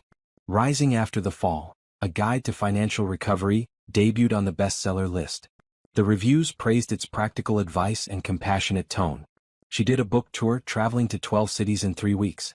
At every event, the rooms were packed. Women came with their own stories of financial abuse, seeking hope and guidance. One woman brought her teenage daughter. "I want her to read your book," the mother said. "I want her to know the warning signs so she never ends up in the situation I was in." Education is prevention, Naomi agreed. Teaching young women to protect themselves is crucial. Troy joined her for the last week of the tour, photographing the events for a behind-the-scenes documentary. Watching him work still made her smile. His patience, his eye for meaningful moments, the respect he showed every person he photographed. Back home in March, Naomi finally had time to focus on wedding planning. She and Troy kept it simple, a small ceremony with close friends and family, followed by a reception at a beautiful garden venue. "Nothing extravagant," Naomi insisted. "Just something meaningful. Whatever makes you happy," Troy said. "This is about us, not about impressing anyone." They chose late May for the wedding, giving them time to plan without stress. Tasha handled the styling, of course. Jordan agreed to be maid of honor. Troy's brother would be best man. As spring arrived, Naomi found herself reflecting on her journey. 4 years ago, she had been living in a tiny apartment, believing she was broke, controlled by a manipulative husband. She had felt small, powerless, trapped. Now she owned a thriving business. She had published a best-selling book. She was engaged to a kind, supportive partner. She had built genuine friendships and a strong support network. She helped other women escape the trap she had been in. The transformation was complete. Not because she had gotten revenge on Pierce, though justice had certainly been served, but because she had reclaimed herself. She had remembered who she was before Pierce, and she had become even stronger than that person. One April evening she was working late at her office when her phone rang. It was an unknown number, but something made her answer. "Hello? Naomi? It's Rachel. From the shelter. You taught my financial literacy class 3 years ago." Naomi remembered her, a quiet woman who had been terrified of managing money after leaving her abusive husband. "Rachel. How are you?" "I'm amazing," Rachel said, her voice bright with happiness. "I just bought my first house. I have a good job. My kids are thriving. I wanted to call and thank you because you showed me it was possible. You proved that we can rebuild after abuse." Naomi felt tears welling up. "I'm so proud of you. You did the hard work. You rebuilt your life. You gave me the tools and the hope," Rachel said. "That's everything." After the call ended, Naomi sat quietly in her office, looking at the photos on her wall. Photos of her graduation. Photos of her business team. Photos of women she had helped. This was her legacy. Not money or fame or revenge, but the women whose lives had changed because she had been brave enough to share her story and strong enough to turn her pain into purpose. Troy called as she was locking up the office. "Hey, I'm making dinner. Should be ready when you get home." "I'm on my way," Naomi said. "Troy. Yeah. I love you. I'm so grateful for you." "I love you too," he said. "Drive safe." The wedding was beautiful. Simple but elegant, held in a garden on a perfect May afternoon. Naomi wore a flowing white dress that made her feel beautiful without trying too hard. Troy wore a classic suit and couldn't stop smiling. Her mother walked her down the aisle, both of them crying happy tears. Jordan stood beside her as maid of honor, looking proud. Troy's family welcomed her warmly, treating her like she had always been part of their family. When Troy said his vows, his voice was steady and sincere. "I promise to be your partner, not your owner. To support your dreams, not limit them. To celebrate your success, not compete with it. To love you as an equal always." Naomi's vows were equally meaningful. "I promise to trust you with my heart because you've shown me what real love looks like. To build a life with you based on honesty and respect. To choose you every day not because I have to, but because I want to." They exchanged simple rings, matching bands that symbolized their equal partnership. When the officiant pronounced them married, Troy kissed her gently while their guests cheered. Naomi felt complete joy, the kind that comes from knowing you're exactly where you're supposed to be. The reception was full of laughter and celebration. Naomi's employees surprised her with a video montage of testimonials from clients whose lives had changed. Jordan gave a toast about friendship and resilience. Troy's mother welcomed Naomi to the family with genuine warmth. During their first dance, Troy whispered, "Happy?" "Incredibly happy," Naomi said. "This feels right. Real. Healthy." "That's because it is," Troy said. "This is what love is supposed to feel like." Later that evening, as the party wound down, Tasha pulled Naomi aside. "Do you remember that night?" Tasha asked. "When I did your makeup for the party? When we were planning to show Pierce and his friends that you weren't the pathetic wife they expected?" "I remember," Naomi said. "I was so nervous." "Look at you now," Tasha said. "You didn't just show them you weren't pathetic. You built an empire. You changed lives. You found real love. You won in every possible way." Naomi hugged her cousin tightly. "Thank you for being there that night. For helping me be brave." "You were always brave," Tasha said. "I just helped you look good while doing it." Naomi and Troy left for their honeymoon the next day, 2 weeks in Greece, wandering through ancient ruins, swimming in crystal-clear water, eating amazing food, and simply enjoying being together. One evening, sitting on a terrace overlooking the sea, Troy took her hand. "What are you thinking about?" he asked. "How different my life is now," Naomi said. 4 years ago I thought my life was over. I thought I'd lost everything. But I was wrong. I hadn't lost anything important. I'd just been living a false life. The real one was waiting for me to claim it." "And you did claim it," Troy said. "You fought for it. You built it. You earned every bit of happiness you have now." Naomi squeezed his hand. "We did. Together." They sat in comfortable silence, watching the sun set over the Mediterranean. The past felt distant now, important for the lessons it taught but no longer painful.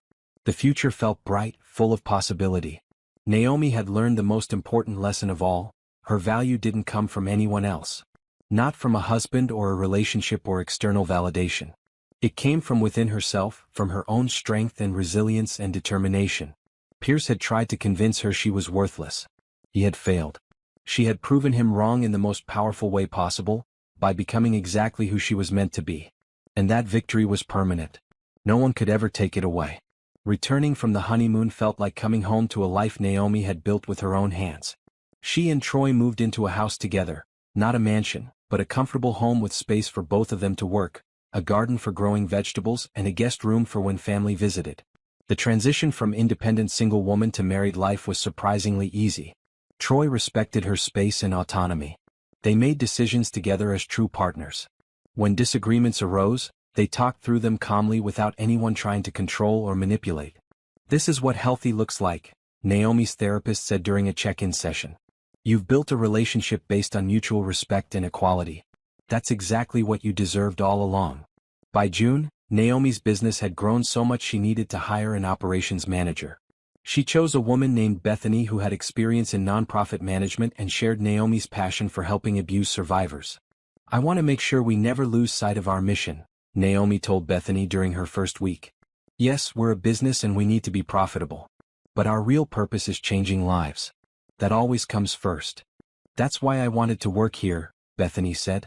"I've worked for a lot of companies that talked about making a difference. This is the first one that actually does." With Bethany handling operations, Naomi had more time to focus on expanding their impact. She developed partnerships with domestic violence shelters across the country, offering free financial literacy training to their residents. She created scholarship programs to help women pay for financial education. She also started a podcast called Rising Up, where she interviewed other women who had survived and thrived after abuse. The stories were powerful: women who had lost everything and rebuilt better lives, women who had turned trauma into advocacy, women who refused to stay victims. The podcast became surprisingly popular, regularly hitting the top 10 in the self-improvement category. Listeners sent messages thanking her for creating space for these conversations. One message particularly moved her: "I've been out of my abusive marriage for 5 years, but I still felt ashamed about what happened to me. Listening to your podcast, hearing other women's stories, I realized I'm not alone and I have nothing to be ashamed of. Thank you for breaking the silence. You're giving people permission to tell their truth," Troy observed one evening as they cooked dinner together. "That's powerful."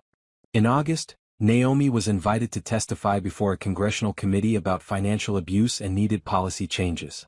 She was nervous. Speaking to elected officials felt more intimidating than any conference presentation. But when she sat before the committee, she found her voice. "Financial abuse is the least discussed but most common form of domestic abuse," she told them.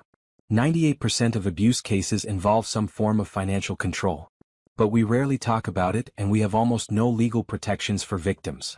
She presented specific policy recommendations: better access to credit repair for abuse survivors, penalties for partners who hide assets, protection for victims trying to rebuild their financial lives.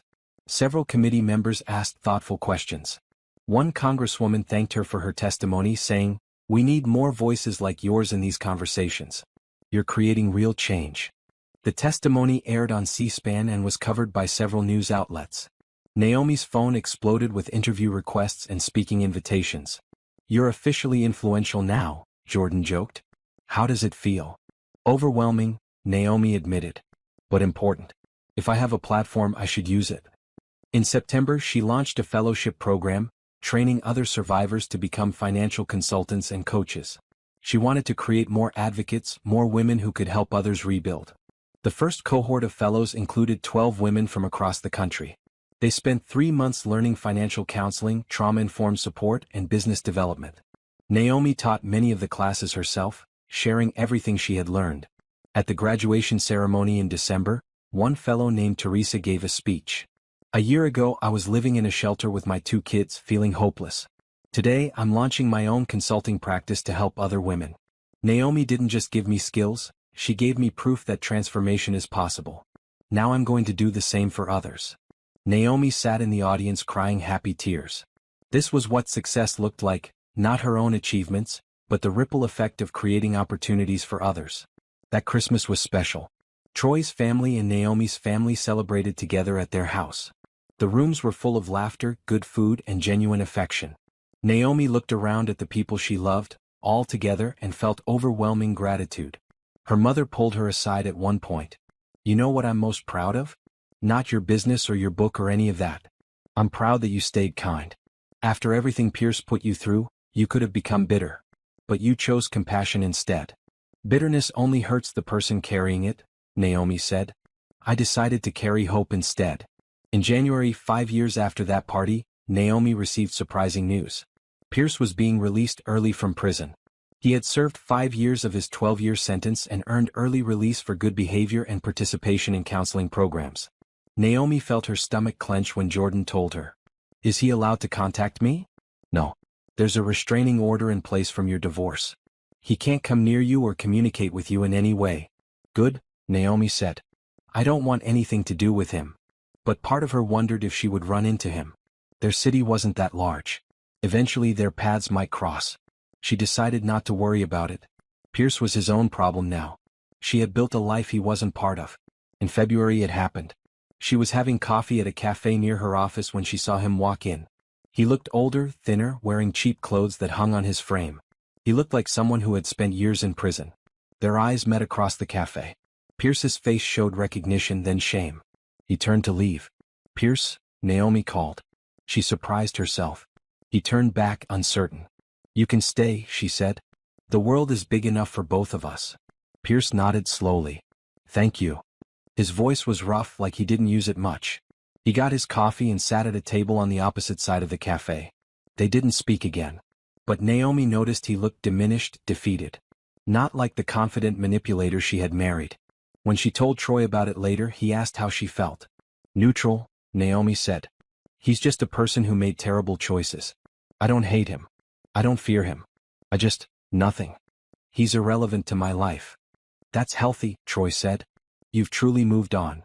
Naomi thought about that. She had moved on. Not by forgetting what happened or pretending it didn't matter. But by building something so much better that the past simply didn't have power over her anymore.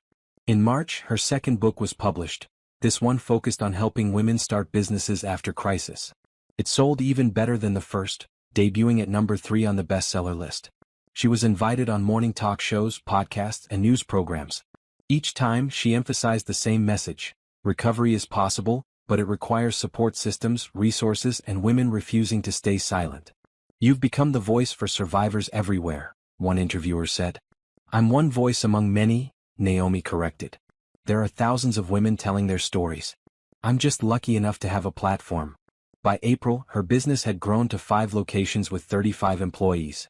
She was considering expanding to other states.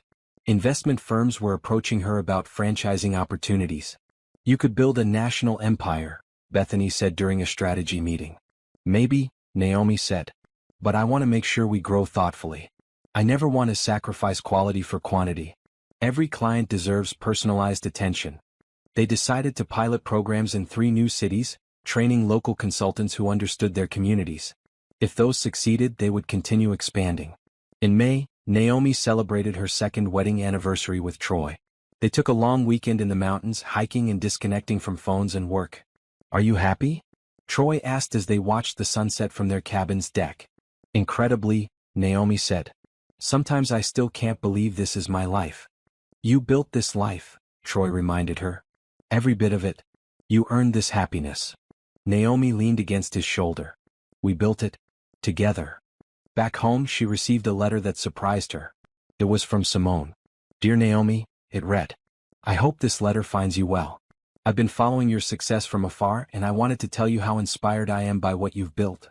After everything that happened, I went to therapy and realized I had my own patterns to address. I've spent the last few years working on myself, building a career in social work and trying to help people in my own way. I also wanted you to know that I ran into Pierce recently. He asked me for money, trying to restart his old manipulation tactics. I said no and walked away. It felt empowering to see him clearly for what he is, a manipulator who preys on people's kindness. Thank you for being strong enough to expose him. Thank you for showing women like me that we don't have to accept poor treatment. You changed more lives than you probably know. With respect and gratitude, Simone. Naomi folded the letter carefully. She was glad Simone had found her own path to healing. They would probably never be friends, but there was no animosity between them. They were both women who had been deceived by the same man and had both chosen to move forward. In June, Naomi was awarded the Community Leadership Award by the City Council for her work helping domestic abuse survivors. At the ceremony, the mayor praised her business, her advocacy, and her commitment to changing lives. Naomi Hammond represents the best of our community, the mayor said. She took personal tragedy and transformed it into purpose. She's helping hundreds of women rebuild their lives every year. That's true leadership. Naomi's acceptance speech was short but heartfelt. This award isn't just for me. It's for every woman who survived abuse and chose to keep going. It's for every survivor who helped another survivor. It's for everyone who refuses to let trauma define them. We are stronger than what happened to us. The audience stood and applauded. Naomi looked out at the faces, some she recognized, some she didn't, all of them showing support and respect. She had come so far. From that tiny apartment to this moment. From controlled and diminished to powerful and influential. From victim to advocate. That evening, celebrating with Troy, Jordan, Tasha, and her mother, Naomi felt complete contentment. She had everything she needed: meaningful work, genuine relationships, personal fulfillment, and the knowledge that she was making a difference. To Naomi, Jordan raised her glass. Who showed us all what real strength looks like. Everyone raised their glasses. To the future, Naomi added. Which is so much brighter than the past. They clinked glasses and drank to that, to futures built on truth, healing, and purpose. To lives reclaimed from abuse. To women supporting women. To transformation and hope. Naomi smiled, surrounded by people who truly loved her. This was success. Not measured in money or fame, though she had both. But measured in peace, joy, and purpose. She had won. Not by destroying Pierce, but by becoming the best version of herself. That was the ultimate victory, and it would last forever. 5.5 years after that fateful party, Naomi woke up on a Saturday morning to sunlight streaming through the bedroom windows. Troy was already awake, working on his laptop in bed beside her. "Morning," he said, kissing her forehead. "Coffee's ready downstairs." "You're perfect," Naomi said, stretching. "I know," he teased. "That's why you married me." They spent the morning in comfortable routine, breakfast together, reading the news, planning their day. These quiet moments had become Naomi's favorite. No drama. No stress. Just peace. Her phone buzzed with a message from Sharon. "Just closed my biggest client yet. Thank you for believing in me." Naomi smiled. Sharon had launched her own independent consulting practice 6 months ago, and she was thriving. Several of Naomi's former employees had done the same, taking what they learned and building their own businesses to help more women. "The ripple effect continues," Troy observed, reading over her shoulder. "That's the best part," Naomi said. "I'm not trying to build an empire. I'm trying to create more advocates. More voices. More women helping women." At noon, they drove to Tasha's loft for a family gathering. Naomi's mother was there, along with her younger brother and his fiancée. Jordan came with her new girlfriend. Troy's brother brought his wife and their baby daughter. The afternoon was full of laughter and stories. Naomi's mother shared embarrassing childhood stories. Jordan told them about a ridiculous case she was working on. Troy showed everyone photos from his recent assignment photographing a celebrity wedding. At one point, Naomi's mother pulled her aside.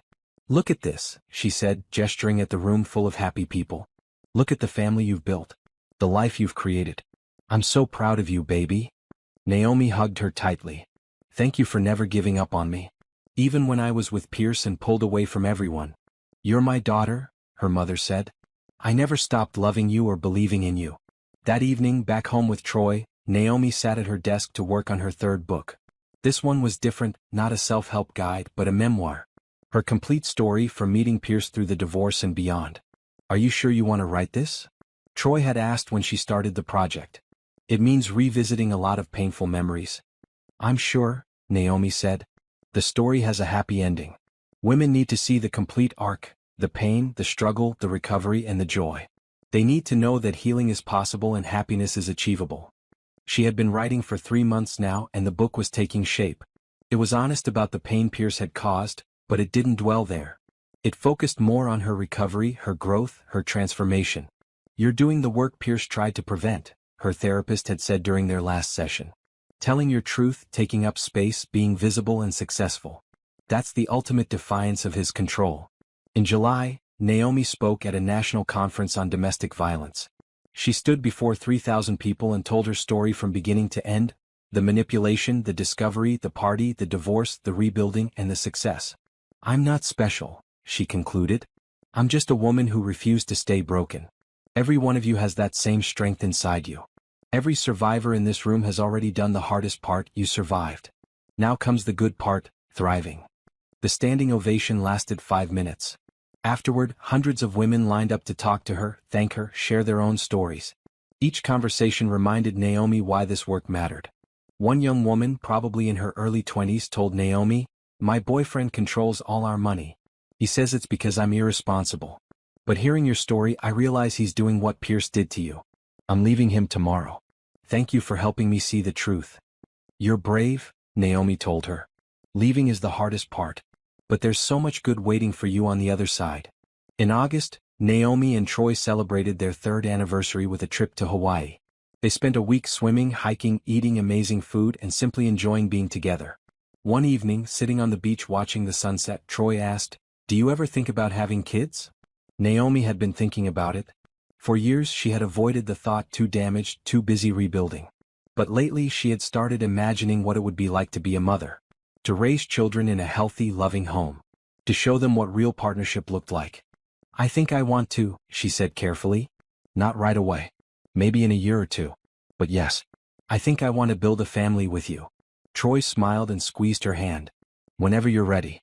No pressure. Just know I'd love to have kids with you." They sat in comfortable silence, watching the sun sink into the ocean. Naomi felt complete peace. She had rebuilt her life so thoroughly that she could now think about the future with excitement instead of fear. In September, her memoir was published.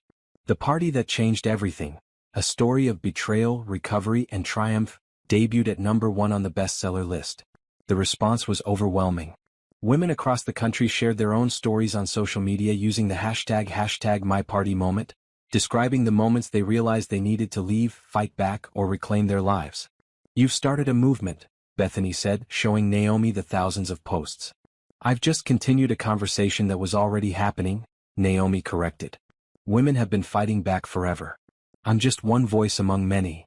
But the book's impact was undeniable. Sales of her first 2 books surged. Her consulting business got more clients than they could handle. Her speaking requests tripled.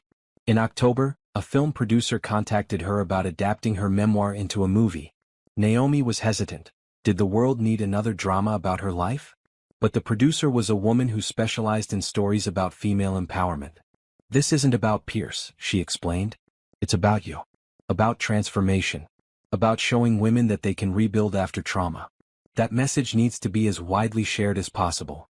Naomi agreed to option the rights, with the condition that she had input on the screenplay and that the focus remained on recovery rather than revenge. In November, she received an unexpected phone call. It was from a television network executive. "We're launching a new show about financial empowerment and independence," the executive explained. "It's essentially helping people take control of their finances and rebuild after crisis. We think you'd be the perfect host." Naomi was intrigued but cautious. "I'm not interested in exploiting people's problems for entertainment."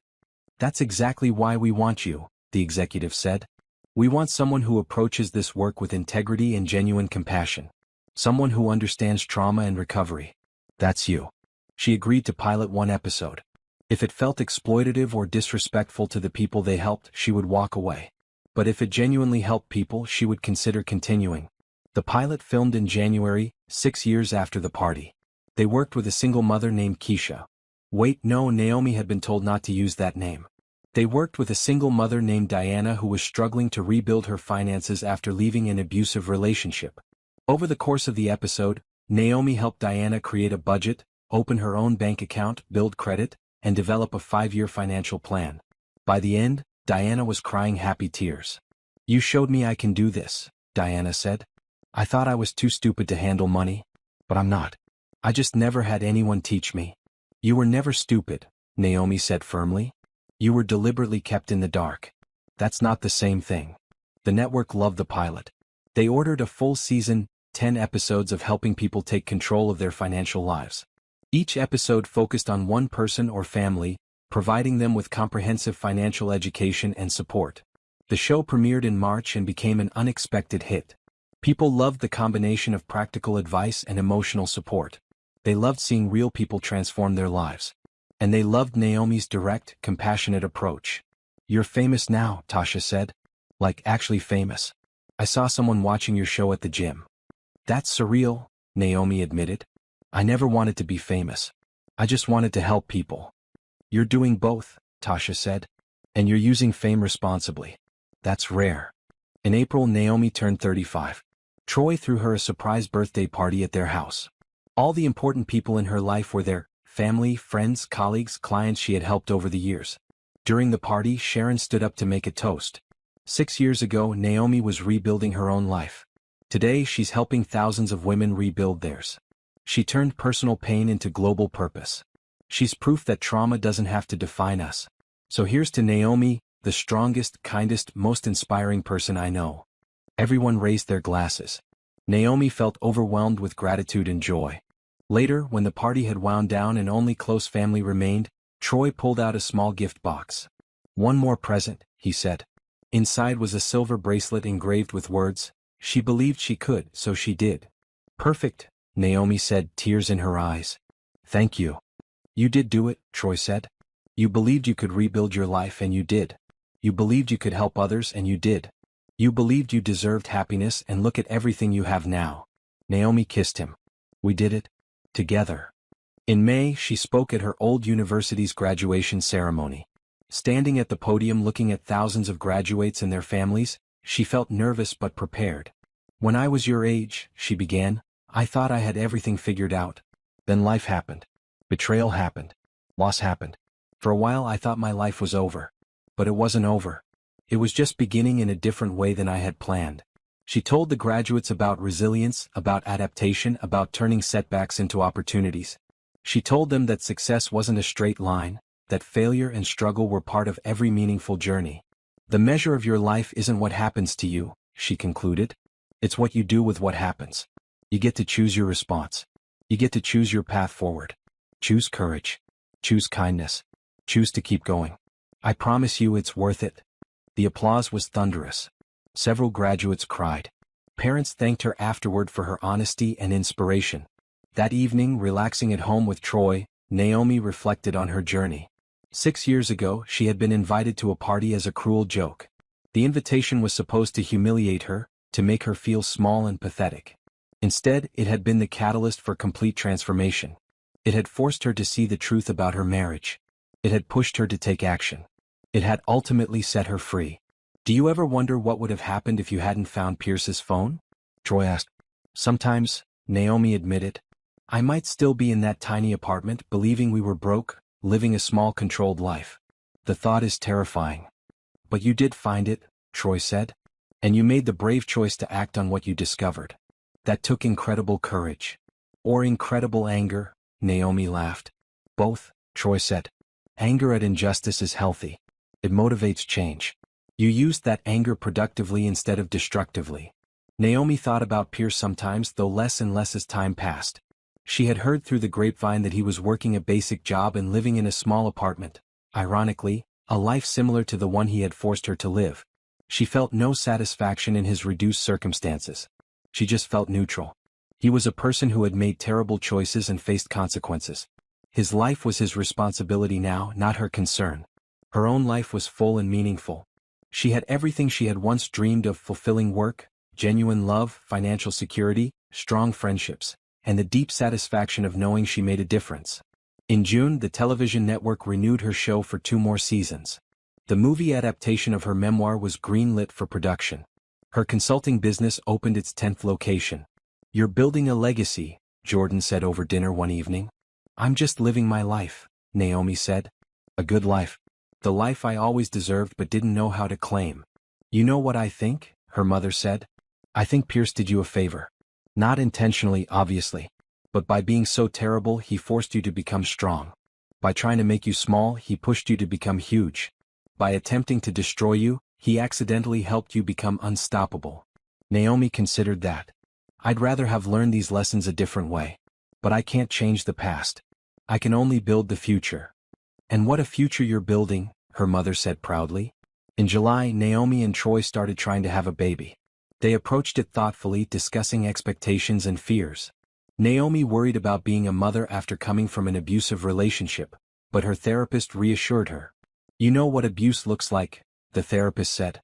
Which means you'll be vigilant about creating a healthy environment.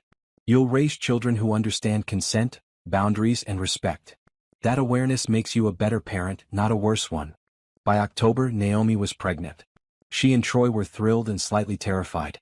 They spent months preparing, taking parenting classes, reading books, talking to other parents. "We're going to be great at this," Troy said, his hand on her growing belly. "We're going to make mistakes," Naomi corrected. "But we'll figure it out together. That's what matters." In February, 7 years after that party, Naomi gave birth to a healthy baby girl. They named her Hope, because hope was what had carried Naomi through the darkest times. Holding her daughter in the hospital, Naomi felt overwhelming love and determination. She would raise this child to be strong, independent, confident. She would teach her daughter about healthy relationships, financial literacy, and self-worth. She would show her by example what it meant to be a woman who refused to be controlled or diminished. "Hello, Hope," Naomi whispered. "You're going to have such an amazing life. I promise you that." Troy stood beside them, taking photos, crying happy tears. "She's perfect. You're perfect. This is perfect." Over the next months, Naomi adjusted to motherhood while continuing her work. She took maternity leave from the television show but continued consulting part-time and writing her next book during nap times. It was exhausting but fulfilling. She had worried about losing herself in motherhood the way she had lost herself in her marriage to Pierce. But this was completely different. She was choosing motherhood. She had support. She maintained her own identity while embracing this new role. By Hope's first birthday, Naomi had found a balance between motherhood, marriage, and career. She had hired a nanny for work hours, involved family in childcare, and set clear boundaries about her time. "You're doing amazing," Sharon said, visiting with her own kids. "You're showing all of us it's possible to have everything: career, family, personal fulfillment. You're proving women don't have to sacrifice one part of themselves to have another." Naomi looked at Hope playing on the floor with the other children and felt deep contentment. She had built this life, this beautiful, healthy, fulfilling life, from the ashes of betrayal and pain. She thought about that party 7 years ago. Walking into that penthouse in her borrowed dress, facing Pierce and his mistress, announcing her divorce in front of strangers. That moment had felt terrifying. But it had been the beginning of everything good. The moment she took back her power. The moment she chose herself. The moment she decided she deserved better. Everything since then, the business, the books, the show, the advocacy, the genuine love, the family, all of it flowed from that single brave decision to walk into that party and refuse to be humiliated. Pierce had invited her to a party as a joke. He had expected her to be the entertainment, the pathetic broke wife who everyone could laugh at. Instead, she had walked in stunning and confident. She had exposed his lies. She had destroyed his perfect double life. She had walked out with her dignity intact and her future secured. But more than that, she had walked out free. Free to become whoever she wanted to be. Free to build whatever life she chose. Free to help others find their own freedom. That was the real victory. Not revenge. Not money. Not fame. But freedom. As Naomi sat on the floor playing with her daughter, surrounded by friends and family in the beautiful home she shared with her loving husband, she felt nothing but gratitude. The party invitation that was meant to destroy her had instead set her free. The cruelty that was supposed to break her had instead forged her into something stronger. She had won. Completely. Permanently. And she was just getting started.